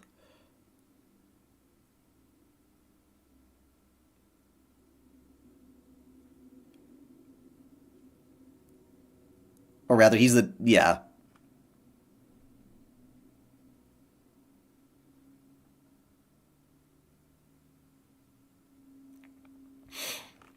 So was that before Roa became Roa, basically? I think so. So wasn't Roa like a mage of the Mages Association or something? Or a guy of the church, I forgot which one. But he decided to become, Vampy Vamp to pursue eternity. Interesting. Yeah. I don't know. That's why I have to ask. Why is she doing this? Why her eyes are so devoid of any emotion. I like how they mention Narbarek as if it's like some kind of inside joke that anyone would know, but nobody would have any fucking clue, because this is all like Nasu's little headcanon. He's never introduced that character yet. Shiki-sama, I can hear Hisui's voice mingling with the morning light. Shiki-sama, it is time. Please wake up. Her inflectionless voice awakens me. As soon as I wake up, terrible things enter my vision. Roa was of the church. Okay, so yeah, Narbarek, in this case, would have just been one of his colleagues at the time. Oh, he founded the burial agency together and then became one of its primary targets. Irony! I almost lose my just awakened... Jesus Christ. I almost lose my just awakened consciousness. Before I fade away completely, I quickly grab my glasses. Shiki-sama, are you not feeling well? No, that's not it. It's just my anemia acting up. Lightly shaking my head, I clear my head of what I was seeing. More than that, good morning, Hisui. Thanks for waking me up. Sitting up in bed, I do my best to smile naturally. No, this is my duty. There's no need for you to thank me, Shiki-sama. Maybe, but I am grateful. You are infinitely better than an alarm clock. I stand up. It's not even 7 o'clock. About 10 minutes earlier than I usually get up.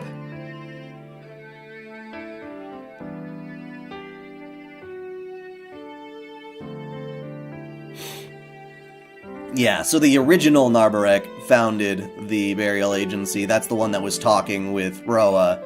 But now, even many generations later, they still call that ancestry Narbarek.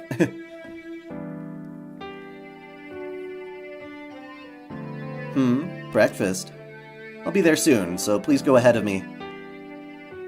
Shiki-sama, about that, Akiha-sama is waiting for you in the sitting room. It seems she has some questions for you. Hisui says this with some difficulty. Some things she needs to ask. Is she in a bad mood? Yes. Akiha-sama seems to have realized that you left late last night, Shiki-sama. I blurt that out without thinking. Last night I went to look for Arcoade and came home late. Uh-oh, I thought no one noticed. Yes, I also thought that I was the only one who noticed. Hisui answers solemnly. Hisui, you realized I left? Oh. Hisui looks very apologetic. I see, you knew. No wonder the mansion's entrance was open. Yes. Hisui answers reluctantly. Thanks, it was a huge help. And thanks for going out of your way to do that. But Nei-san realized too because of that. Nei-san and I have our two-hour shifts watching the mansion. And she found out about me unlocking the entrance. I see now. Kohaku-san is Akiha's servant, so she would have leaked it to Akiha about last night. Hisui, there's no need to apologize. It was my fault that I was walking around at night. So I should be the one to blame. I'm still very happy that you left the door unlocked. Hisui just looks up at me. It's nothing. As soon as you change, please go to the sitting room. Still looking like she wants to say something, Hisui exits into the hallway. Dang, I'm gonna get scolded by Akiha again. I mutter to myself as I change. If I have time for that, there's still something important I have to do instead. Should translations always include the original honorifics? Not necessarily. I think a lot of times san can just be like Mr. or ignored outright. I think a lot of times like dono and stuff can be like milord, milady, you know, that kind of thing. If the story itself takes place in Japan, I think you might as well. You might as well keep it. That's basically how I feel. But if they're using like a fantasy setting and they're still using the honorifics, then something like Master or Lord or any of that stuff is just as good. But yeah, if it takes place in Japan, just leave the goddamn honorifics.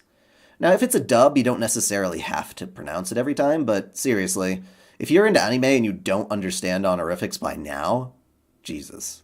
Like, it doesn't take that long to learn or understand it and put it behind you.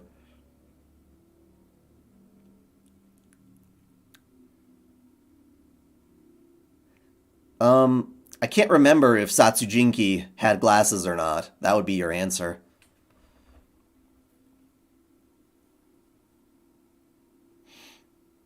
That's right, I have to talk to Senpai. I get the headache again. It faded when I was talking to Hisui, but as soon as she left, it started hurting again. Ah, crap. This doesn't look like it will end soon. I bear the pain as I collapse onto the bed. If it doesn't ease up, a pain like I'm being stabbed in the head, it makes me completely forget what I was thinking about earlier. Come to think of it, 8 years since that accident, I've always had to deal with my broken body. Dizziness, headaches, and anemia occurring unexpectedly. I can't count how many things I've had to I had to give up because of that. The doctor said it was a miracle just surviving it. Just being able to live is a miracle, so putting up with various pains is perhaps necessary. These broken eyes. Sensei, who was able to alleviate these eyes, told me to treat that miracle very importantly. Those words. Did she mean that human life is not so much precious as it is not returnable, so I should treat it carefully? These past few days, I've seen the deaths of many people. Too easily. Lives ending so easily it's almost comical. If it is something that ends so easily, doesn't it mean that it was only worth that much from the beginning? If that's the case, it is meaningless to view life as precious. Huh? Why? Since when? Did I start thinking like that? The headache finally stops. Maybe I saw too much blood. What a horrible thought. I take a deep breath, filling my lungs with fresh air. I clear away the unpleasantness. I should hurry up and go to school. I should go see Ciel-senpai. Enduring the slight pain lingering in my head, I leave my room. I go down the stairs and into the lobby. Next to me is the hallway that goes down towards the sitting room. In front of me is the front door that leads outside. What should I do? Akiha's waiting in the sitting room, but I want to hurry and see Senpai. We're going to the school. We're used to not eating anything because Shiki's a dumbass.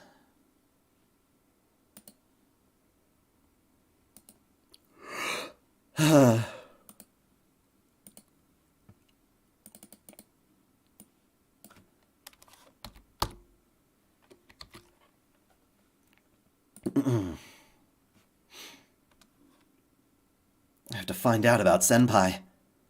I don't have the time to eat this morning. Shiki-sama? Hisui comes from the sitting room. She must have come to check on me since I did not show up after a while. Sorry, I'm going to school. Please tell Akiha I'm sorry. Please wait, Shiki-sama. You do not look well. Are you sure you're feeling well? I'm fine, just a little headache. Well, I'm off. Sorry I'm being selfish again. I'll say something really selfish and open the door before she can respond.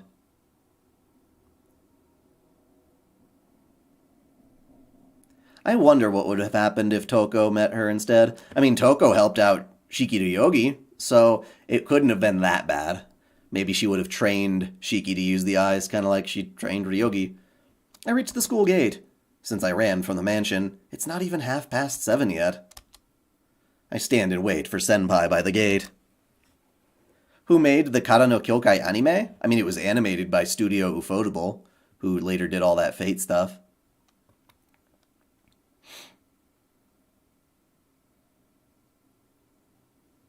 It probably looks a little strange to the other students walking by, but I don't really care.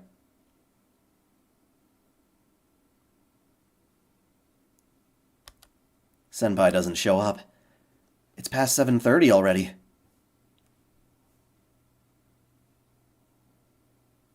10 more minutes pass by. The school gate is flooded with students as they arrive. Ufotable did not make the anime of Tsukihime. Hell no. Hell no, that's an insult to Ufotable. I don't even know if Ufotable had been founded at that point or not. Maybe.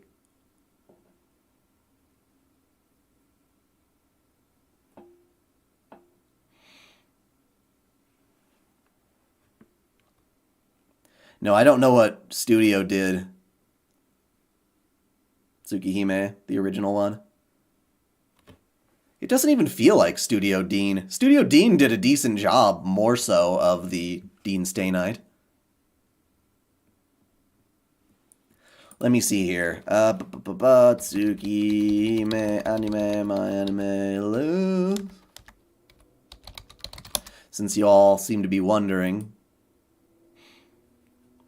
what studio was it?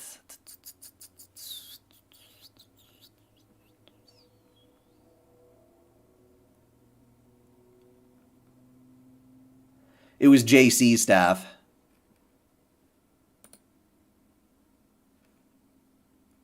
Which is weird because, you know, they do some amazing stuff now. It was just a bad production. Isn't that crazy? How animation studios have like really, really good shows and really, really crappy ones.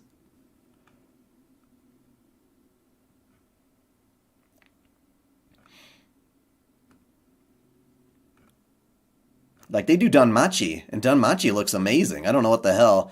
If Tsukihime, the anime, looked half as decent as Danmachi back then. Yeah. Anyway. It is only about 5 minutes before the gate closes, but Senpai still does not come. She might not come today. Yesterday, I saw all that happened, so she might not come today or tomorrow or the day after. Thinking that, I feel a little faint. I shake my head to clear it of terrible thoughts, and then someone pats me on the shoulder from behind. Tono-kun, what are you doing here? It's a senpai. Yes. Senpai nods. Really? But yesterday you were... Before I could finish, Senpai puts her hand over my mouth. Tono-kun, not here. Let's go behind the gymnasium. Senpai gives her usual smile as she keeps her hand over my mouth and pulls my arm. Kidnapping!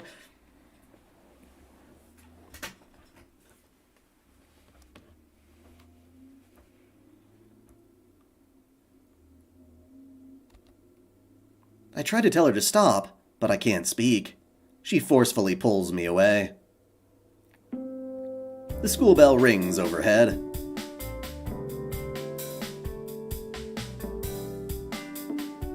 Homeroom has begun. Furthermore, no one else is around. Yes, no one can hear us here. Senpai finally releases me. Jumping back, I face Senpai directly. You want to talk about last night, right? If there's anything you want to say, please go ahead, Tono-kun. Senpai speaks calmly, as if what happened last night was not a big deal. But it was a big deal for me. Her attitude right now makes me mad. So that really was you last night? Yes? I did say your name back then too, so it's impossible to hide it any longer. I grit my teeth. I didn't expect an apology or anything, but still.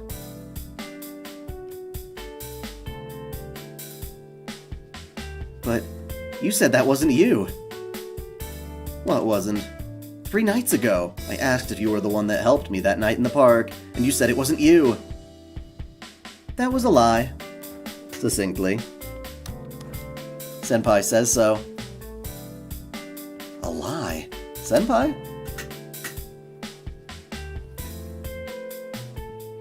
You didn't keep the promise we made. You told me you wouldn't go out at night anymore. But I'm just trying to save you from the vampire. She stares at me. I start to feel like I'm the bad guy all of a sudden. Feeling guilty about what I did. I made the promise with you so something like this wouldn't happen. Is that how little a promise with me means to you, Tono-kun? That makes me sad. No, that's not it. About last night, I thought Archewade was the one behind the serial killings, but that couldn't be right, so I went to ask her and... I tell her all about last night. Senpai listens to it all silently. How I met her accidentally, how she explained to me about the vampire in the city, how I teamed up with her to save the city, and everything up until now. I understand. So you teamed up with her to defeat the vampire in the city, right, Tono-kun? Well, yeah, that's how it is. I can't believe it. Tono-kun, do you really believe in vampires? What are you saying, Senpai? Even you're one of the church's Senpai puts a finger on my lips. Don't worry about me. Isn't there a problem more about you, Tono-kun? Me? I don't have any problems. You have no self-awareness, it seems. Senpai gives a troubled sigh. I have a question. Just how much did she tell you about? How much? Well, only that a vampire's in the city sucking people's blood. So in other words, you don't know about her or this enemy she's after. Well, I haven't heard about it. I see. Then I will tell you about it. Wow, that's amazing. You know about that, Senpai? Well, you know I am a member of the church, so of course I know that much. Oh, that's right. Sorry, I kind of forgot. I attempt to laugh it off. Jeez, I'm trying to be serious here, so please pay attention.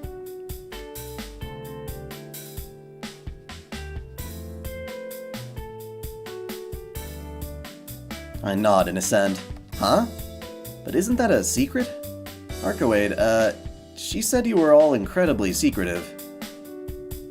Yes, it really isn't something to talk about, but today is special.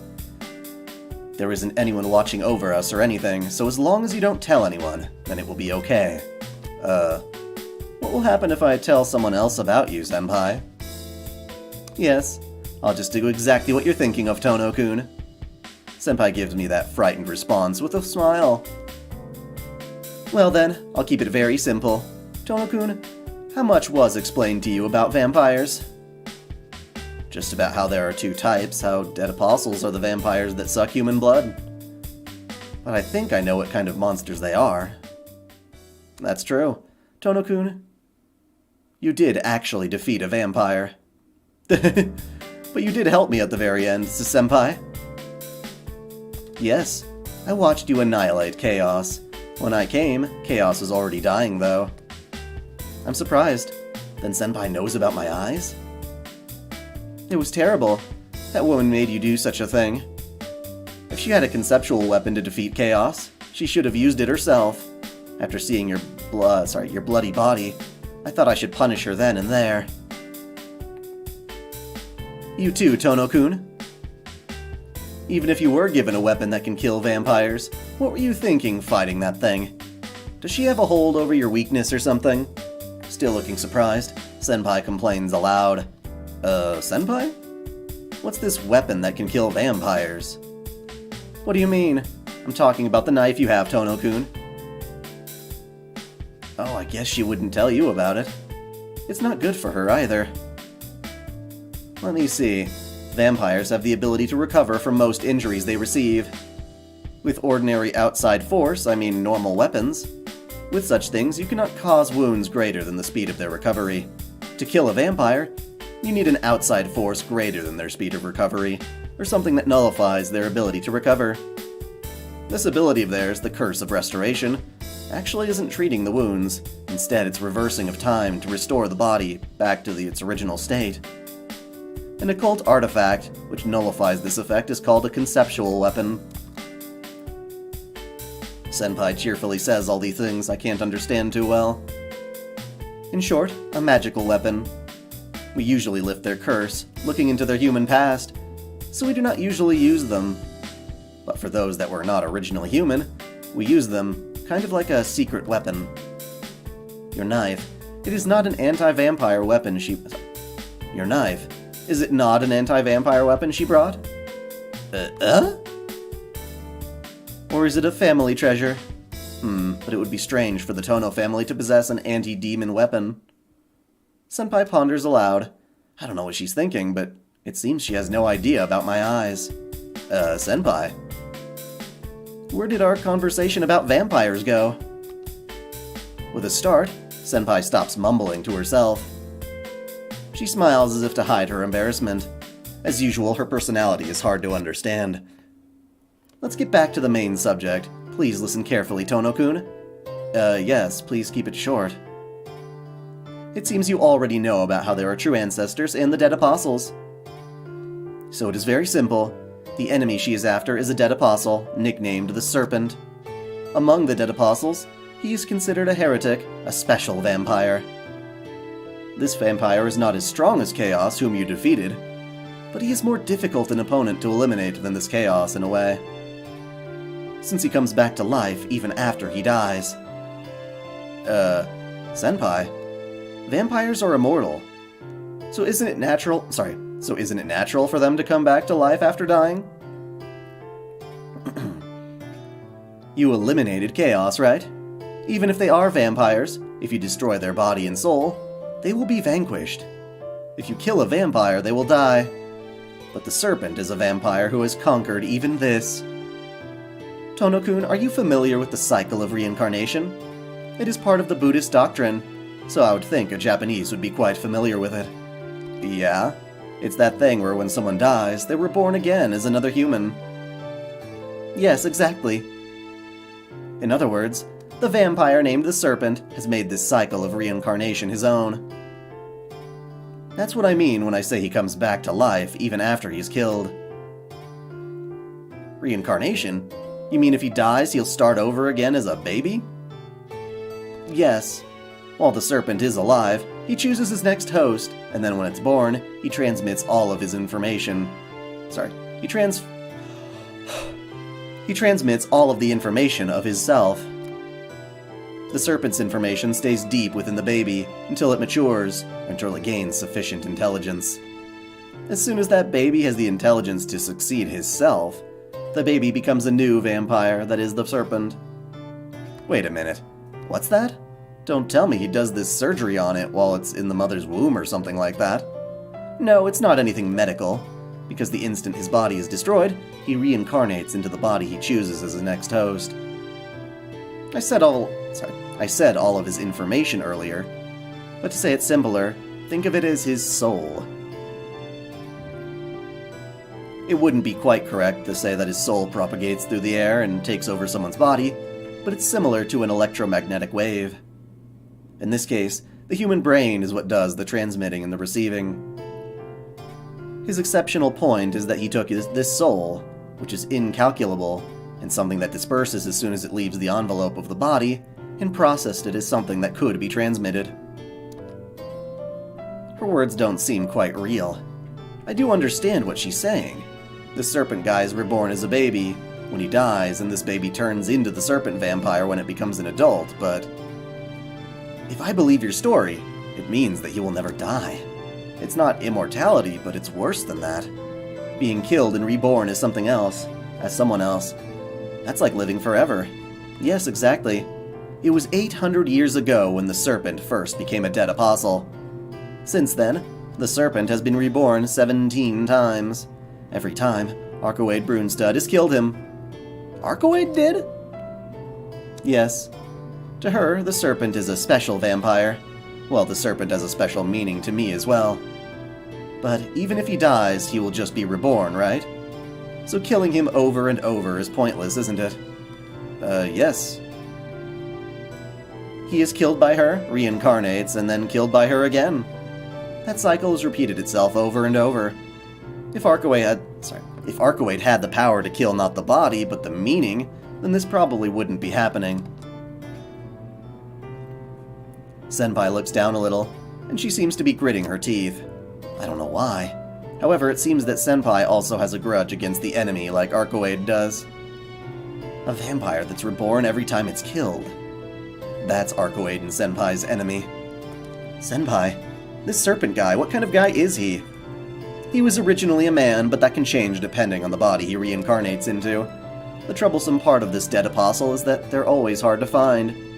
Because he is properly born as a human baby, and has parents, the Serpent transforms into a vampire only when he reaches the age when he can do everything at a satisfactory level.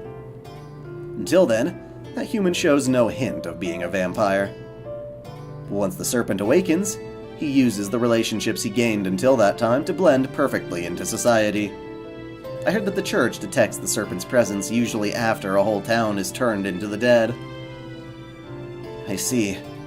For example, if this Serpent guy were reincarnated in me, he would live as Tonoshiki even after he becomes the Serpent. Unless he makes a big mistake. He would be free to suck blood without people realizing it. That is scary. Of course, those around him are in danger too. But that human whom he reincarnated into, he would just disappear after maturing, right? One moment that person is living normally, and the next minute he suddenly turns into the serpent. That's very frightening. Yes, but it isn't like two people sharing one body. The human baby is still the serpent. Depending on its environment, it's either a good or a bad person. But even that disappears the instant the serpent awakens. To sum it up, once the serpent dies, he is reborn into the next body. And once that body gains intelligence, it gains the previous life's self and becomes a vampire. That's strange. Even if he did reincarnate, that baby is still human. Let me check my phone real quick. Oh. Let me look at my Discord thing real quick. It seems like there's some drama? Maybe.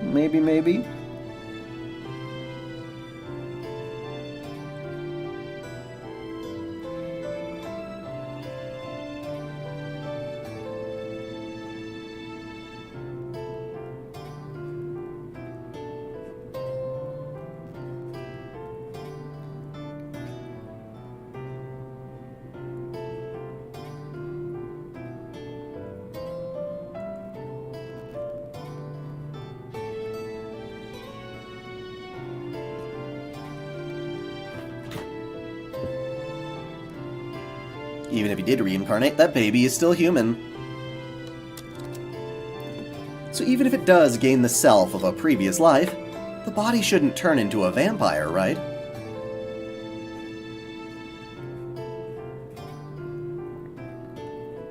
Reincarnation isn't the transmitting of personality, it is the transmission of a soul. So the personality differs every time depending on their families and upbringings. But the soul itself does not change. Once bitten by a true ancestor, not only is the body forever soiled, but the soul as well. What changes the body is the soul. The serpent transmits all of his information, called his soul, so when the serpent awakens, the body becomes one of a vampire, but... Yeah, but, as you said, just that is too weak. So he selects his next host while he's still alive. The family he's born into must meet two conditions, the first being one of wealth. Being born into a family of high social standing, property and money, makes it easier to make the whole town into vampires later on. And there is another, this important one, but amongst normal people like us, there are also people that carry special powers. Finally, the first donation of our stream. Thank you, Anonymous. That is wonderful. Let's see if we can build that momentum. I very much appreciate it. Not like magic, which is a mystic power that can be learned, but rather special abilities from birth. Such people are normally called demonic children or psychics. These special abilities are genetic, so they're inherited, passed on by blood. He chooses those families that have something not human in their lineages. A family with wealth and influence and inhuman power. Those are the requirements for his host. This serpent vampire, he seems to be quite prepared. Yes, since he's a serpent, he has a very slithering intellect. There's something about this story I don't like. Tono-kun, that was just a joke, but are you listening? Huh? Yeah, it wasn't very funny. Senpai goes quiet. Ooh, thank you! Anonymous donation is wonderful. And that money will go to the Red Cross? Yeah, 100%. 100%. I don't even... It doesn't even go through me. It goes through YouTube, and they pay the extra fees that it requires to get it to them. So, yep. What is the Red Cross? Yeah. Wait, no counter, you see? It's literally in the stream right now. At the bottom right, $1,126. The Red Cross is an organization. I guess it started in America. It is the American Red Cross, but it has divisions and branches throughout other countries, and they work with, Japan has its own Red Cross, that kind of thing. And they specialize mostly in two things. One, blood drives and blood donations. So they, try to supply hospitals and things like that with the necessary blood they need for when people are injured. Then we also have disaster relief. So when huge things happen, hurricanes, things like that, they come in and try to bring in aid. COVID definitely kind of counts as some of that, depending on where it's happening. And they've worked with anime before to, they did the Uzaki-chan blood drive that got a lot of people in a hubbub because Uzaki-chan has tits. So Red Cross didn't give a crap about that. They're like, dude, it's a video, it's a character, it's an anime character, and it's getting people to come and donate blood, so that's great. And then the video game Code Vein, when it was coming out in the US, Namco Bandai teamed up with the Red Cross, and they had a Code Vein themed ambulances, I believe, that were taking blood. It was pretty freaking awesome. Of course, I never got to see one myself. I think it was more around the LA area. But yeah, so that's what the Red Cross generally is, and that's why I chose them as the charity of choice for this stream. And the idea behind, again, waifu for laifu is, we've got all sorts of strange fiction that we consume that goes under attack by different people all the time, saying, this is damaging, this is wrong, just like violent video games and things like that. So, this is our way of really saying, you know what, you're complaining about all these things, but we're actually trying to help people in real life. And our fiction is just our fiction. It's what we do for fun. It's how we, explore our own thoughts and brains. So, there's that. Dead apostles need to consume humans, yes, human blood, in order to continue doing what they do. Because it's a temporary immortality, it's not a perfect immortality. It's more of a curse than anything else. True ancestors, however, they start off that way. But sadly, they have that bloodlust. If they're ever awakened to it, it's extremely hard to resist. But yeah.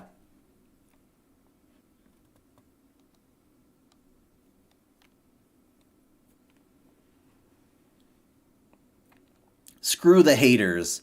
And what is that? Encore X Gaming. Thank you so much. I really don't feel like laughing right now. Why do I suddenly feel so down? But I understand now. That's our enemy, right, Senpai? No. Arcuate Brunestud's and my enemy. There's no need for you to worry about the serpent, Tono-kun.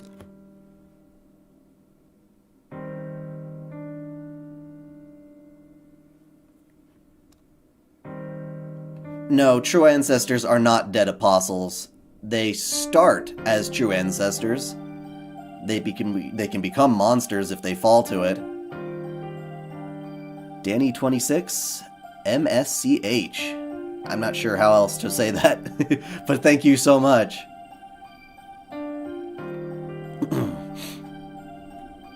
There's no need for you to worry about the serpent, Tono-kun, so please don't go with Arcuate any longer.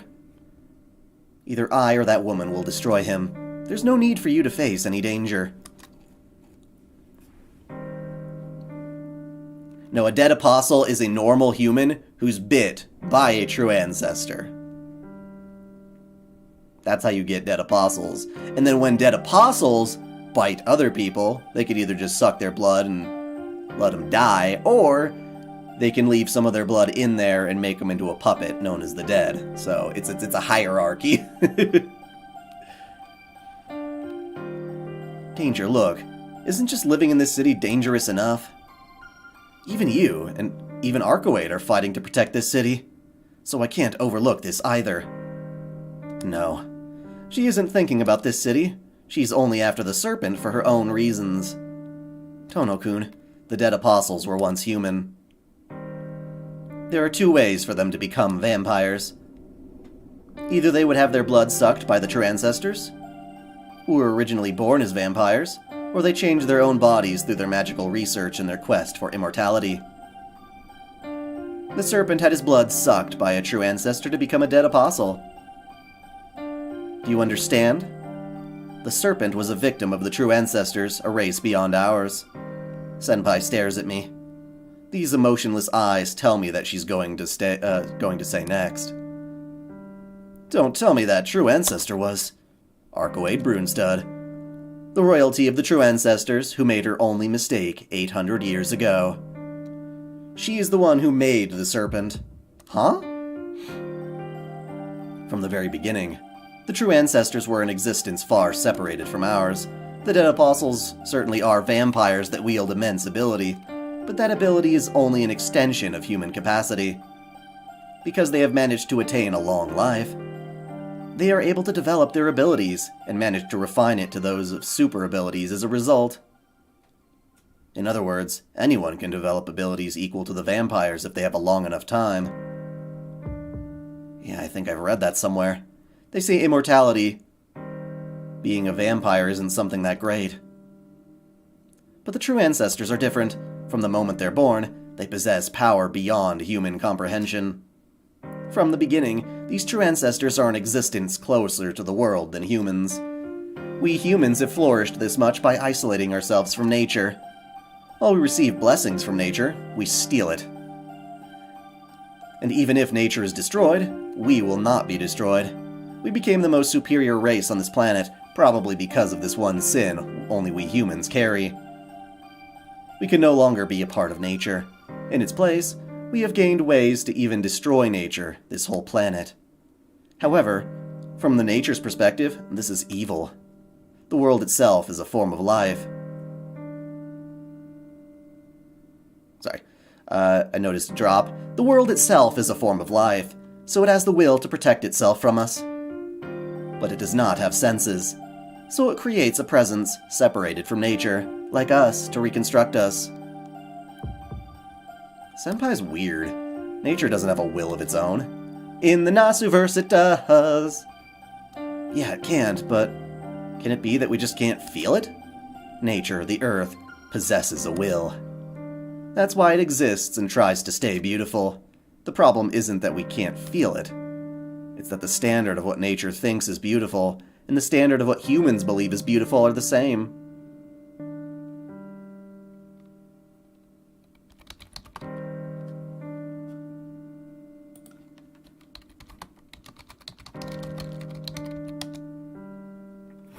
No, I just decide to stay silent until the connection comes back on. I have no idea why it's happening that way. I'm gonna blame Comcast, because they're the most likely source. But no, I mean, the Mages Association probably doesn't like, true ancestors necessarily and things like that, but they navigate them. They don't hate them as an abomination quite the same way as the church does, but they'd be like, huh, if we can use a true ancestor for our magecraft maybe, or if we could keep it a secret, that's the kind of thing that happens. Reloading the page might help you, but again, it's mostly an issue on my end, so I think if you just sit there and wait, it might work, but that's up to YouTube. An existence which the world created to sense for it. These are what we usually call spirits. They are a transcendental species, existing on another plane different from the remaining spirits of animals in the present world. The true ancestors are one type of these spirits. They are born with the purpose to punish humans, so they only see humans as evil. Much as we think vampires who prey upon humans are evil, they view humans who prey upon nature as evil. But that's funny. Then why can't they exist unless they feed on us humans, the evil existence? Humans are only enemies to the true ancestors. As part of nature, no, as those whose power is linked to nature itself, their power has no limits. In the long history of the church, there are only a few records of fighting against the true ancestors. They get their powers from the world itself. Therefore, in order to kill them, a conceptual weapon with the power to kill the world is needed. Of course, such a weapon does not exist. That means their death cannot be caused by external factors. That night, she said in that hotel that if I had tried to kill her during her nighttime, these eyes would not even be able to Jesus Christ.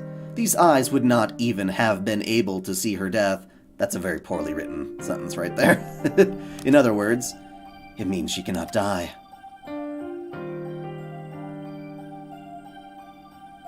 Voldemort's Ministry of Magic. I don't think they're necessarily evil. They're just selfish. Like, they don't care who gets hurt along the way. Whereas Voldemort definitely seems to have grudges that he's trying to take out, right? To my knowledge. Do you understand, Tono-kun? Archway Brunstad is pursuing the serpent in order to recover her power he took away from her. It's not for the sake of any humans. I don't know why she is weakened now, but if she regains her power, she will not need your help, Tono-kun. When that happens, do you think she'll let you leave safely? Of course she would, because she doesn't have any reason to hurt me. She's a vampire. She isn't like the dead apostles who suck blood in order to prolong their own life. Sorry. She isn't like the dead apostles who suck blood in order to prolong their own life. Look, Tono-kun, if the true ancestors didn't suck human blood, vampires would never exist in the first place. They can survive without sucking human blood, but they still do suck blood because they have the urge to do so and make humans into an existence outside of human nature. I can't let some ordinary person like you be with her. I can't let some ordinary person like you be with her. Senpai's talk ends like that.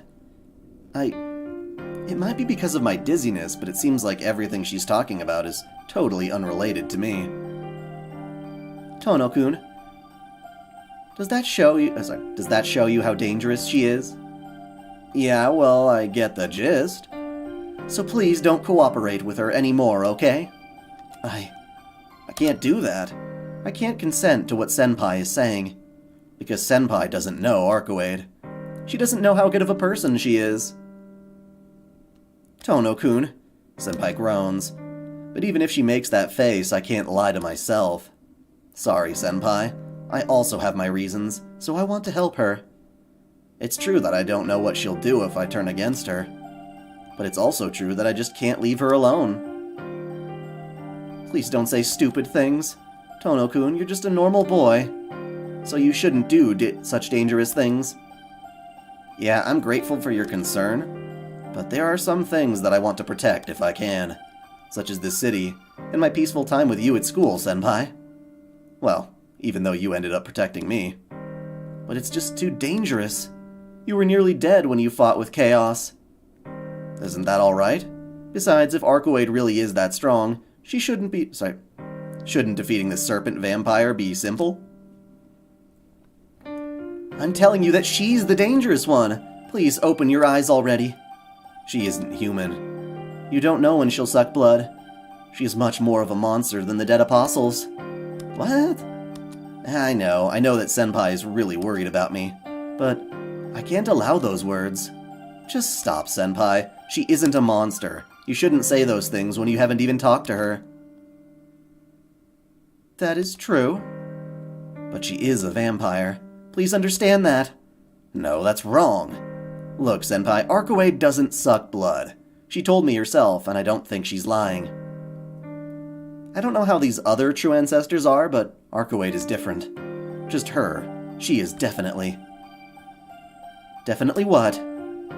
Look, even if she isn't dangerous, it's dangerous enough for you to fight. You can't recover from injuries like she can. If you get wounded, you won't die. Sorry, you will die. You're different, Shiki. You'll die when you're killed. What I can't forgive is she knows this and still lets you fight. It's like she's seeing you just as a tool, Tono-kun. Senpai screams this last part. I know. I understand she's right. But because I understand, her voice annoys me. Shut up. Tono-kun. Just shut up, Senpai. Archway doesn't see me as a tool at all. You don't know. You don't know anything about her. You just think that she's some sort of monster, so you have no right to say any of that. Please calm down. I know I don't know very much about her, but there is a possibility that she could be deceiving you. Shut up! Weren't you the one deceiving me? Oh crap. Why did I say that terrible thing? Senpai, I said too much, but I can't say it. Her expression looks very fragile. And it looks like it's going to break down the moment I say something. You're right, you know. You're right, now that you mention it. Senpai? Yes, that's right. I have been deceiving you, Tono-kun. So there's no reason for you to believe me. She suddenly smiles as if her previous expressions never existed. There's no trace of it being faked, even though it has to be fake. I can't see anything but a true smile.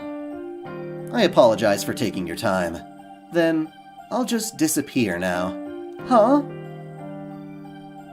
The wind rushes by, and that very instant, Ciel-senpai disappears from right before my eyes. Don't! It's now lunchtime. The room gets loud, and my louder friend appears. Tono, what are you eating today? Wherever. I don't care if it's here or the cafeteria. Alrighty then, let's have some bread. If we're here, senpai might come. I'll go buy some. Any requests? As long as it's not curry bread, then anything's fine. Oh, and some milk. Roger. Arihiko walks out of the classroom happily. Here you go.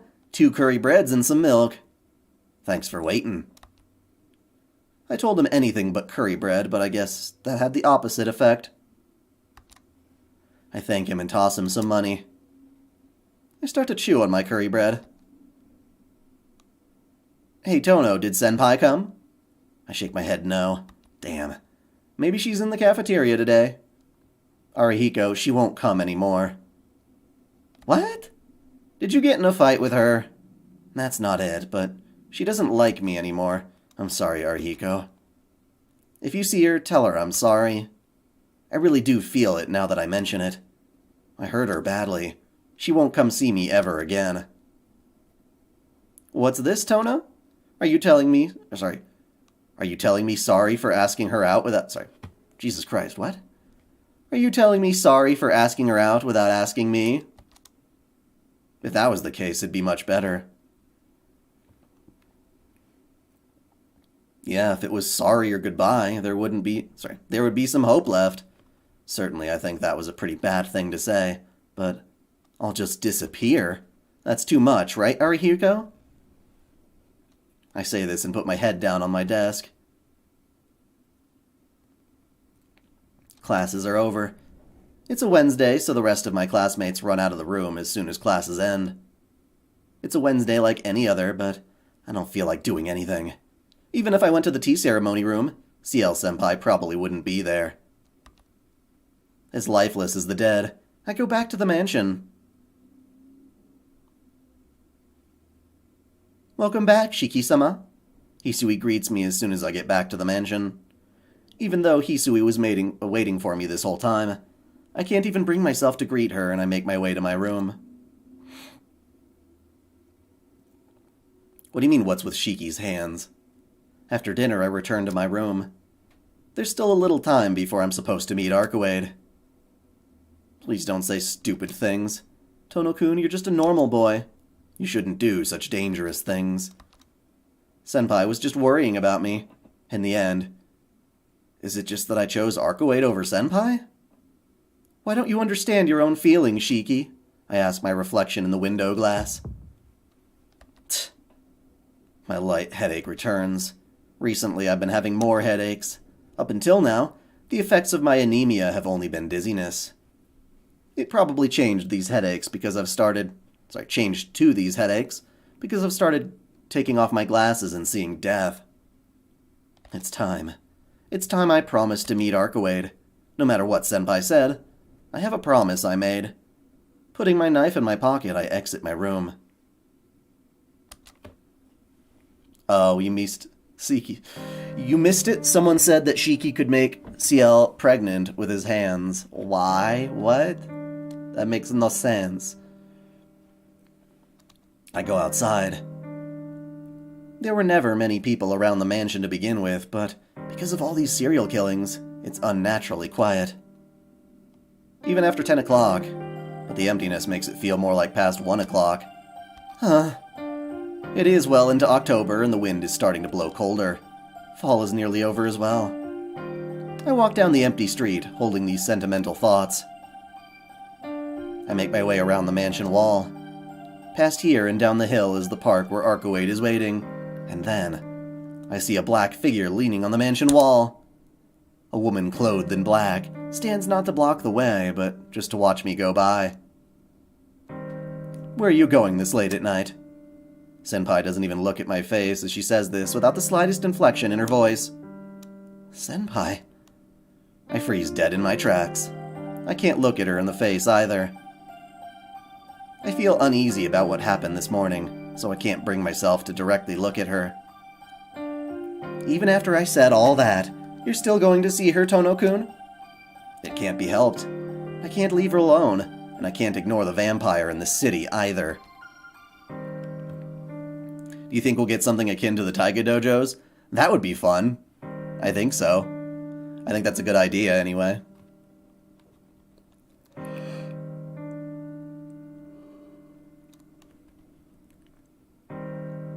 Yes, the Burial Agency is a church group.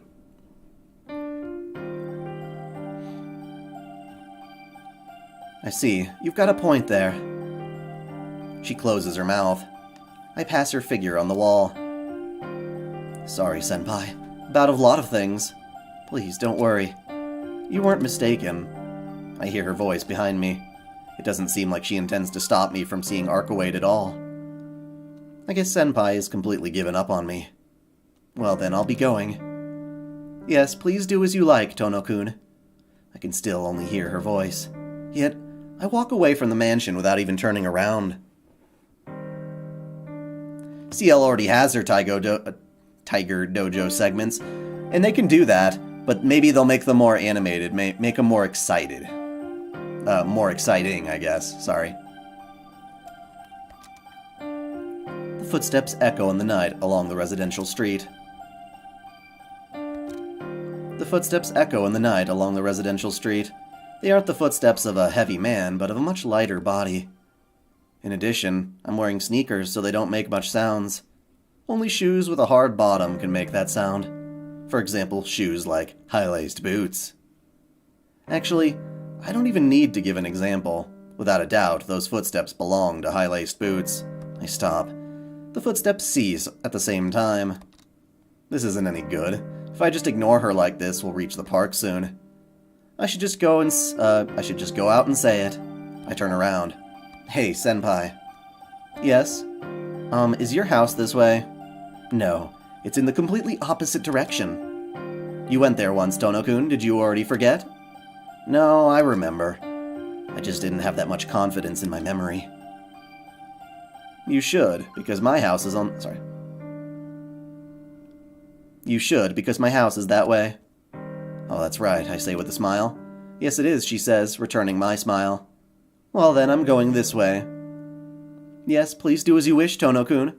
Still smiling, she seems to be seeing me off. But for some reason, I have an incredibly bad feeling about this. I suck in a deep breath.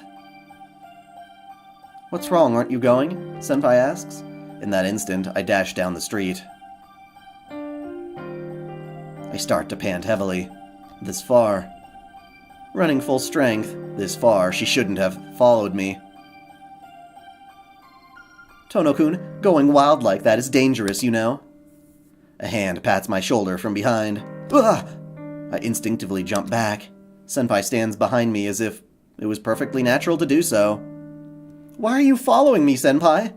Well, I feel uneasy leaving you by yourself. She speaks very matter-of-factly. I don't even know how to respond. I don't know, but I should... Say it calmly. There we go. Good, Shiki, be a calm boy.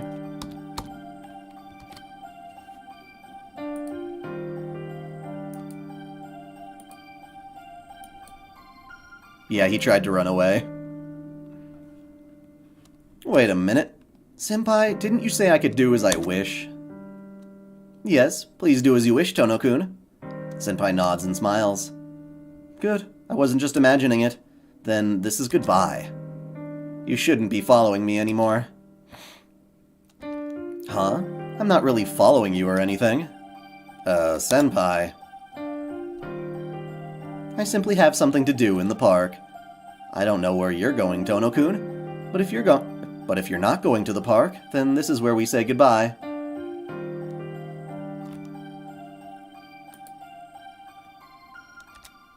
I see. Certainly I don't really have the right to say anything about that. I certainly don't have the right, but... Look, just don't go. Arcoade is in the park. You know how she detests you, right? So I can't let the two of you meet. Oh? Are you worried about me? Of course. I don't want to see the two of you fight. I'm begging you, please, just go back. Oh?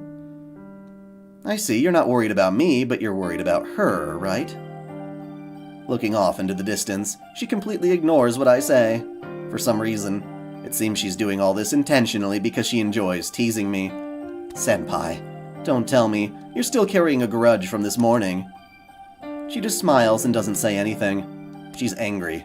That face is unmistakably carrying a grudge. I get it. Everything this morning was completely my fault. I'm sorry. So, if you tell me to go back because of that, I'll beat you down, Tono-kun. Huh? Tono-kun? We're still fighting right now. It seems I'm still angry, so it isn't easy to just talk calmly. Senpai, if you went back, we could make up, but I know it's impossible. So this conversation is meaningless. There's no need for you to apologize. I'm not concerned with what happened this morning. She looks at me with those eyes devoid of any emotion. My duty is to hunt down vampires. Anything else is trivial. Including you. Oh! Senpai walks into the park. Hey, Senpai! Bitch, I love you! She crosses through the park. As expected, she's heading right towards where Arcoade is waiting. Wait a minute. Why are you so angry, Senpai? I'm not angry. How about yourself? You just said you were angry. I'm fucking confused. If you come with me, won't she be misunderstanding things? Misunderstand? Misunderstand what? Don't you like her? Then I don't think you should be with me, someone who is her enemy. What? It's not like I like her. I can't say for sure, though. I don't know for sure how I truly feel, but I'm sure I'm attracted to her. You can't really lie even to yourself, can you? I think you're far too honest. For a brief instant, her mask reveals a sigh. But it really is better if we separate here. We are no longer friends, and if Arcoade were to see us... What would happen, Ciel? We both turn around towards the voice behind us. There we see Arcoade, who seems to be in a particularly bad mood. How surprising. I came because I heard Shiki's voice, and I find you here. Didn't we already share our information yesterday? I don't believe you have anything to do with me anymore. Yes, I don't have anything to do with you anymore. I was just pointing things out to him. Oh, really? You intend on stealing my partner? That sounds good, too.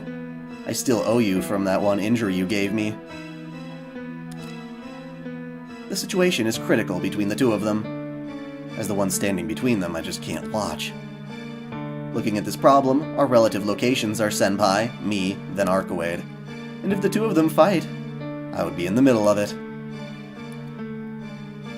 You two, why are you glaring at each other? Your goal is the same, so calm down and... Be quiet, Shiki. Please be quiet, Tono-kun. I failed. I tried to talk to them, but it doesn't seem to have worked. Kitty goes... My throat's really dry. Maybe some water will help me make a good hiss.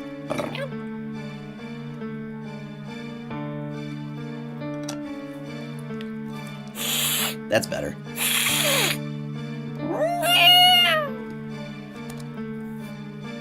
Fine, Shiki seems to care for you, so I'll let you go. I won't attack you, so just disappear. That's surprising. Is he that important to you? I didn't think Arcoade Brunstad could be concerned with anything other than killing vampires. For you, controlling humans comes easily. It would be better for you to just make him your servant if you wanted help. Arcoade, but why haven't you done that? Don't joke about such things. Shiki's my partner. Even if I don't do that, he still says he'll help me. Arcoade looks away uneasily. The murderous intent seems to have disappeared. Arcoade, Don't tell me you... You really want to suck his blood? Cling! From Senpai's direction, I hear the sound of solid metal. I see. I was surprised you were interested in humans, but that does not really matter. If you desire the blood of humans, then there's only one thing to do. Cling! The sound springs forth from her hand. Numerous swords like long nails are there. Hey, Senpai! Tono-kun, please back away. Just now, I have confirmed that she truly is a vampire. Even if she's a true ancestor that cooperates with the church, once she desires blood, she becomes our enemy.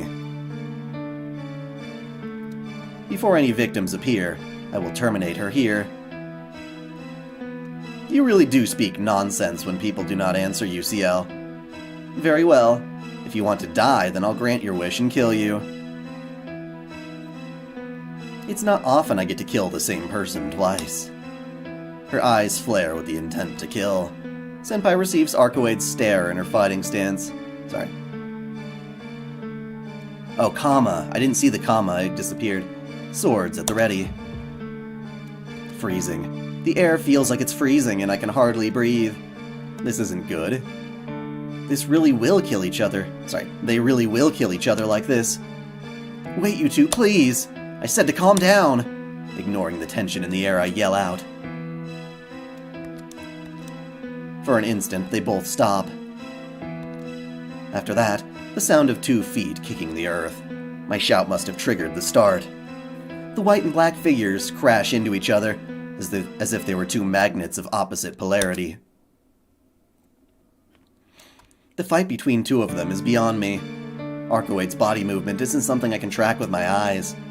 All I can see is a white blur running through the night. What's surprising is that Senpai does not even back off, seeing Arcoade's speed.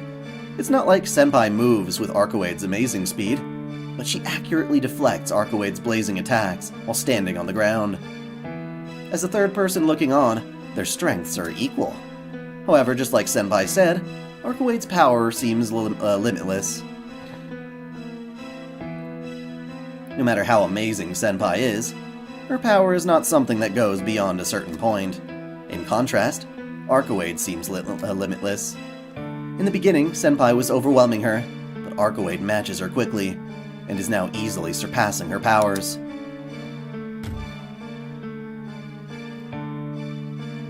The fight is quickly decided. Senpai's body flies lightly on the air and strikes the ground rolling like a piece of trash. Senpai lets out a cry and stands up. But that is a useless thing to do. Senpai's body seems to be shot by an invisible cannon and flies into the air once more and hits the ground. She lies there, not moving. Blood flows along the park's brick pathway. Senpai! There's no response. She seems unconscious. Arcoade runs toward her without any mercy, with terrible eyes seemingly bent on slicing Senpai's neck. I can't speak. There can be no mistake that Arcoade intends to kill her.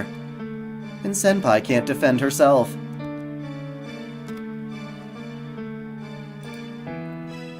I can't allow that.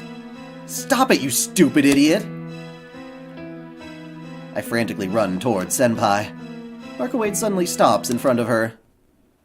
Shiki? Arcoade's murderous intent instantly vanishes as she returns to her original look. She seems completely taken aback that I was protecting Senpai. Why? How come you're protecting her? Didn't I say it earlier? Senpai is a very dear person to me. Even if it's you, I won't allow you to go on. I tighten the grip on the knife in my pocket and glare at Arcoade. Shiki, you. Her eyes are bathed again with hostility. Step aside and I'll forgive you this time. Now, stop defending her and don't try to wield that knife against me. Her crimson eyes waver like burning candles. Her intent to kill is about to be directed towards me instead of Senpai. I gulp. My mind is warning me that it's over if I don't step aside at once. But even still, I can't. I won't pull back until you say you won't do anything to Senpai. Step aside, Shiki. No, you step aside, Arcoade. Didn't you tell me that if you don't kill... Sorry. Didn't you tell me that you don't kill humans? Or was that just a lie? No, I don't kill humans. But I honor those who surpass human capacity, so I don't mind killing them as something that is my equal. Such as you or that woman right there. A step. Archewade comes closer. I see. You're wielding that knife against me again. Another step. She draws closer. I forgave you the first time, but I don't think I can forgive you the second time. In the first place, I don't think I can be hurt with your knife. Even with your mystic eyes of death perception, you shouldn't be able to see my death right now. From directly in front of me, her golden eyes enter my vision. My heart feels like it stopped. A chill races up my spine. The crushing despair that feels like everything is bearing down on me is far greater than anything during my fight with Nero. I can't do anything. This is what it means to fight Archewade? Shiki, this is your last chance. While I can still think, get back. I don't want to lose the first person I've liked, just because of that woman. The chills collect in my neck.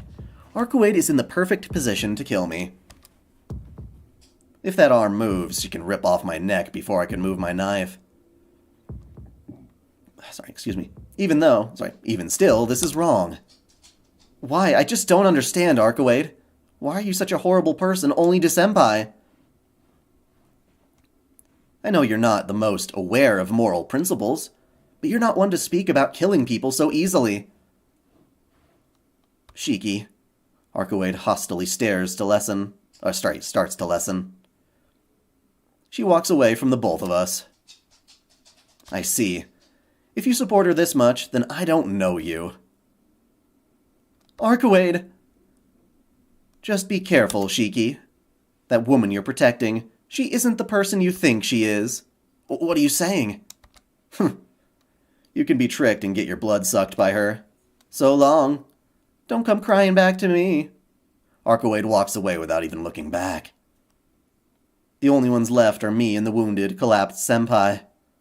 What was she saying? Such stupid things. Senpai would suck my blood? What a ridiculous lie. That sounds like Senpai's a vampire or something. Saying that, I laugh aloud. Because that isn't possible. Senpai walks around during the day. Well, Archewade is a vampire that walks around at daytime, but even she gets weak then. But for Senpai, she doesn't change whether it's day or night. First of all, isn't Senpai a member of the church? It's a contradiction for a vampire to be in It's contradicting for a vampire to be in an organization whose purpose is to terminate vampires. More importantly, Senpai. I turn around to check on Senpai. The ground was soaked in blood, so I have to get her to a hospital. Huh? The blood has disappeared. Her black robes that were painted with red, flowing with blood, are now spotless. Senpai stands up as if nothing ever happened, and she looks completely unharmed. Senpai, what's going on? Tono-kun, why did you protect me? Didn't you know she really almost killed you? Her eyes have no emotion whatsoever. With those vacant eyes, like a lifeless doll, she doesn't hear even my question. She doesn't even hear my question. You ask why? Because you were going to die. Anyone would do the same thing in that situation. Even if it means getting yourself killed? Tono-kun, dedication isn't throwing away your life. Giving up your life to save others isn't dedication or sacrifice. It's just self-love. Why did you... Her voice is very stern. She admonishes me severely. You only did that so you would not regret it later. And you're satisfied with just that. To be blunt, it's very troublesome for me. Idealism is a fine thing, but please don't involve me in your selfish justice. What do you mean? I just didn't want you to die, Senpai. Are you saying that's troublesome? Are you saying it would be alright if Archewade killed you like that? Yes. It's my life, so it has nothing to do with you. It's too miserable being allowed to live because of the mercy of a vampire. I'm pissed, partly because she rejected me even after I protected her. But more than that. Don't be ridiculous. What do you think your life is? Don't you see? If you die, it's all over. No matter how horrible, no matter what horrible, awful things you've done, if you don't keep on living, it will all have been a lie. You have to keep on living. You have to keep on living because there's nothing else. So what if you're miserable? Sorry, miserable. That's a far, far better thing than not being able to feel at all. That's right. You're someone who tasted death 8 years ago. That's why you can be content with such a simple way of thinking. Her eyes are completely vacant. She speaks without looking at me. Like she can't even see herself. How happy you must be. I cannot say such words. She steps back as she speaks. Tono-kun, what I said before is true. Sorry, what she said before is true. What are you saying? Like Arcoade said, I cannot be called human. Didn't you see it, Tono-kun? All the blood which was spilled disappeared like it was never there. Anonymous, thank you so much. It's fine. I am a monster. I'm not a vampire, but my body, it isn't like that of a normal human. Senpai looks down as she speaks. What are you saying, Senpai? Not a body like a human's.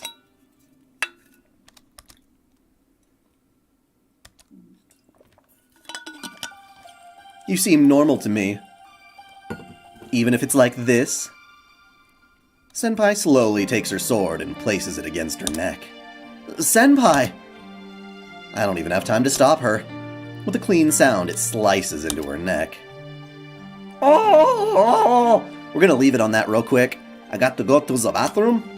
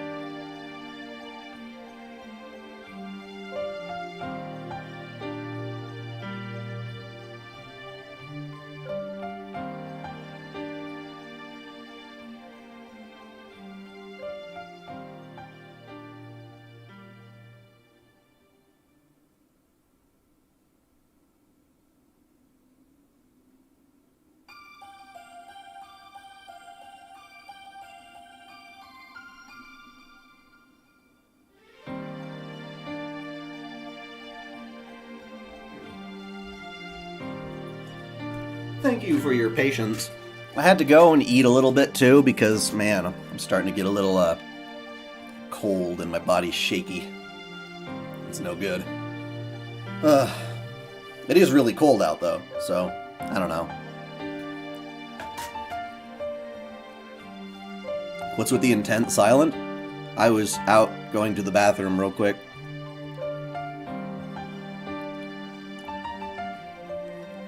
Splat!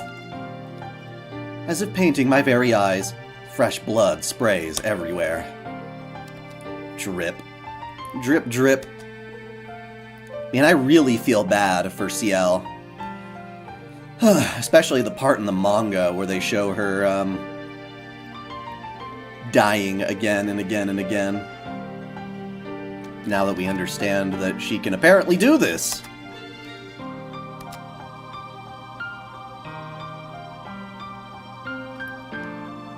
Wait, what does the counter say? I could try to refresh the page. Huh, that's weird. Maybe the counter stopped, I just refreshed it. Thank you for the reminder for that then. It's beautiful. Captivating my vision, even my whole consciousness, the blood seeps into her black garments. Senpai's white skin is probably mixed with those beautiful crimson lines. It's the one part in the Tsukihime manga that reminds me of the manga from Fate Zero. Man, the Fate Zero manga is so freaking brutal. It's one of the more brutal things. If you're into Guro, go for it, man. Jesus. But, I just read it out of a morbid curiosity. Senpai's white skin is probably mixed with those beautiful crimson lines. A drop of blood flies forth and lands on my finger. It releases me from my momentary captivity and returns me to reality. Before me, Senpai's blood-soaked figure. Senpai! I quickly dash towards her. There's no need to panic. See? Look at it. She stops me and points to her neck. The wound is already gone. Yes, Fate Zero has a manga, and it's way more graphic than the anime. Which part? Pretty much everything having to do with, Ryunosuke and, Gilles de Rais, Caster. That whole section. There's a couple of parts throughout the story where they show it, and they actually show you all the crazy things he does to them kids. That's why it's so messed up.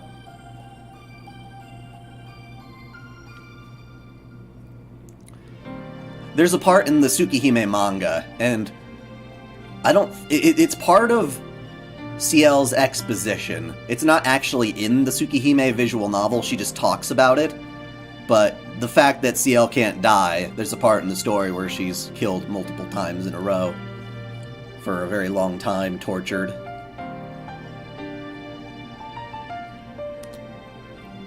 Like a video being rewound, everything returns to the way it was before. Yes, there's the human umbrella, there's the pipe organ with organs. There's lots of... Whoa. And even then, when they just show you a shot of the workshop, all the things that are in the background, it's such a detailed shot, it's like, oh my god. But I feel really bad for Ciel, is my point. She had to endure very torturous things. To the point where now she's able to just take a knife and just jam it into her neck, and she's like, no biggie.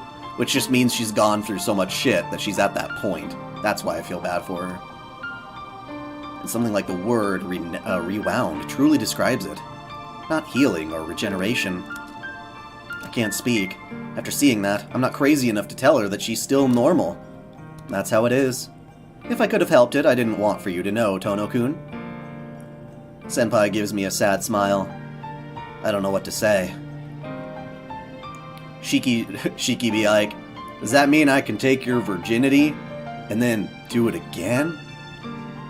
Not like that's supposed to be all that exciting. Knowing it's someone's first time is kind of nice, but the process is always usually like, damn it, don't do the pain. If you do it right, it's not supposed to be painful. Whatever. Just like you said, Tono-kun. I was deceiving you this whole time, so it can't be helped if you get angry at me.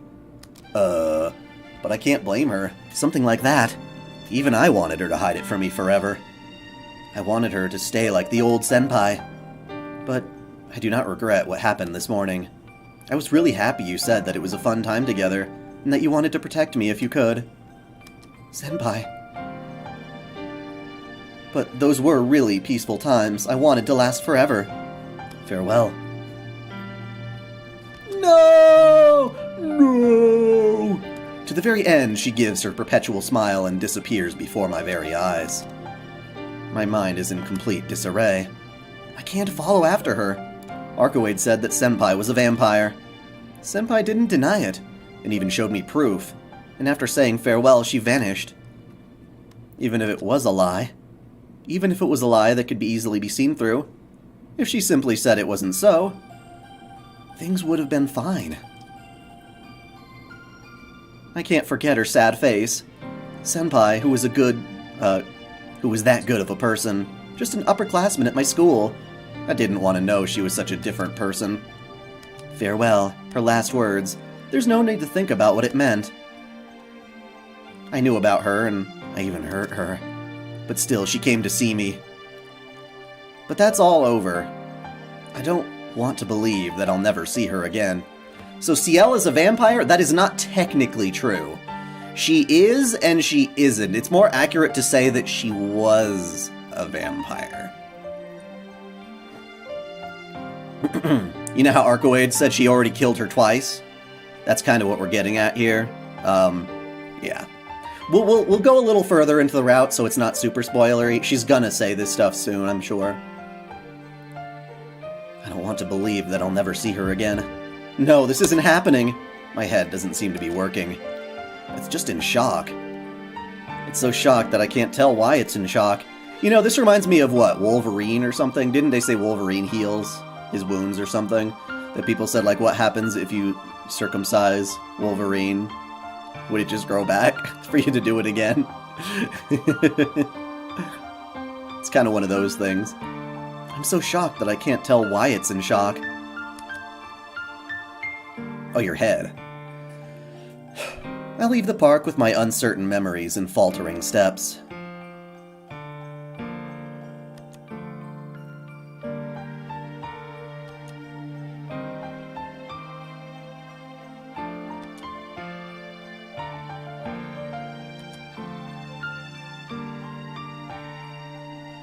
I'm incredibly exhausted.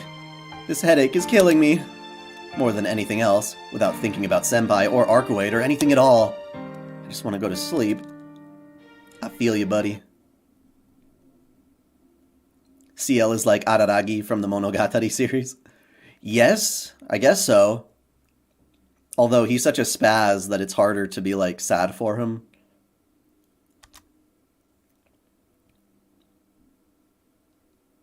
A hot summer day. The blue sky and large columns of summer clouds. Oh! Yeah. Chirp to chirp to chirp, chirp, chirp. We've read this many times now. Bum. Shiki's starting to realize what happened. We already know what happened. Oh, what happened? A grassy plain hidden from the sun, raised only by the moonlight. Proud white flowers. Under the transparent moon, a lone woman of pure white. Not even knowing words, not even aware of herself, only treated as a method of killing. The white woman, stained in fresh blood, is completely free of injury. The crimson saturating her dress is only the blood of her enemies. The only time she is allowed this brief amount of her time after blood-stained homecomings. The only time she is allowed is this brief amount of time after her blood-stained homecomings. What waits for her after that is only a sleep she cannot wake from herself. The white girl does not even know her fate, and just looks up at distant eyes at the moon. I thought I saw eternity there.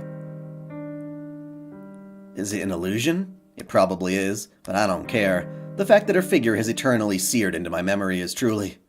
Oh, this is Roa getting a hard-on for Arihiko, by the way. He's like, let me smash. shook my blood. I feel like I had a nostalgic dream and I wake up from my slumber. As if I wasn't breathing before, I suddenly take a huge breath. That makes me wake up completely. I'm in my room. After that, after my separation with Senpai in the park, I must have somehow returned to my room. Ciel, Senpai. I can't forget her face. Why didn't I say anything back then? I was still attracted to Arihiko even though I knew she was a vampire. So even if Senpai was a vampire, I shouldn't have been that surprised. I should have laughed. If I laughed like it was a joke, she probably wouldn't have laughed with me like... she probably would have laughed with me like always. No, I really wanted to stay, her to stay as Senpai. The uneventful but peaceful and fun time I spent with Senpai at school was very precious. Damn. But that's all over. She will never come to school as Senpai ever again. What should I do? I don't know. I wanted to search for the vampire's lair and kill him, but I can't even look for him by myself. I've cut my ties with Arihiko, and me and Senpai are fighting right now. No, I won't even be able to see Senpai again. I put on my glasses and get out of bed. It's past 8 o'clock in the morning. It's long past my usual breakfast time, but today is a school holiday. Hisui isn't here? Her familiar figure standing in front of the door, like a shadow, is missing. Once again, my light headache returns. In addition to my new, unfamiliar life at this mansion. The events of the past few days were very stressful. I let out a deep breath. I don't know what I should do, but I have a lot of things I have to do. If I'm worried about Senpai, I can just go to her apartment. Alright, if anything, first comes breakfast. You can't work on an empty stomach. You've been doing that like this entire fucking game, though, Shiki. Shaking the sleep from my brain and body, I head towards the sitting room. But my god, wouldn't you love to eat a breakfast cooked by Kohaku? Oh. I don't know, something with eggs, man. I have a craving for some egg.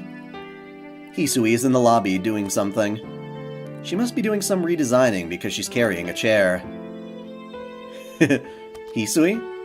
As if suddenly realizing I'm here, she walks quickly toward me with her usual soft footsteps. Good morning, Shiki-sama. Yeah, good morning. Sorry for selfishly waking up whenever. I'm sorry for not being there when you woke up. Please forgive me. Hisui silently bows her head. After going out last night and not even remembering how I came back to my room, being apologized to like this makes me feel like a horrible person. There's no need to apologize, I just woke up whenever I wanted to. It's okay if you want to complain. Like now, unless she's strict on me, my spirit might waver a bit. Shiki-sama? It's nothing, don't worry about it. Anyway, I want to eat some breakfast. Is it already made? Ne-san is outside.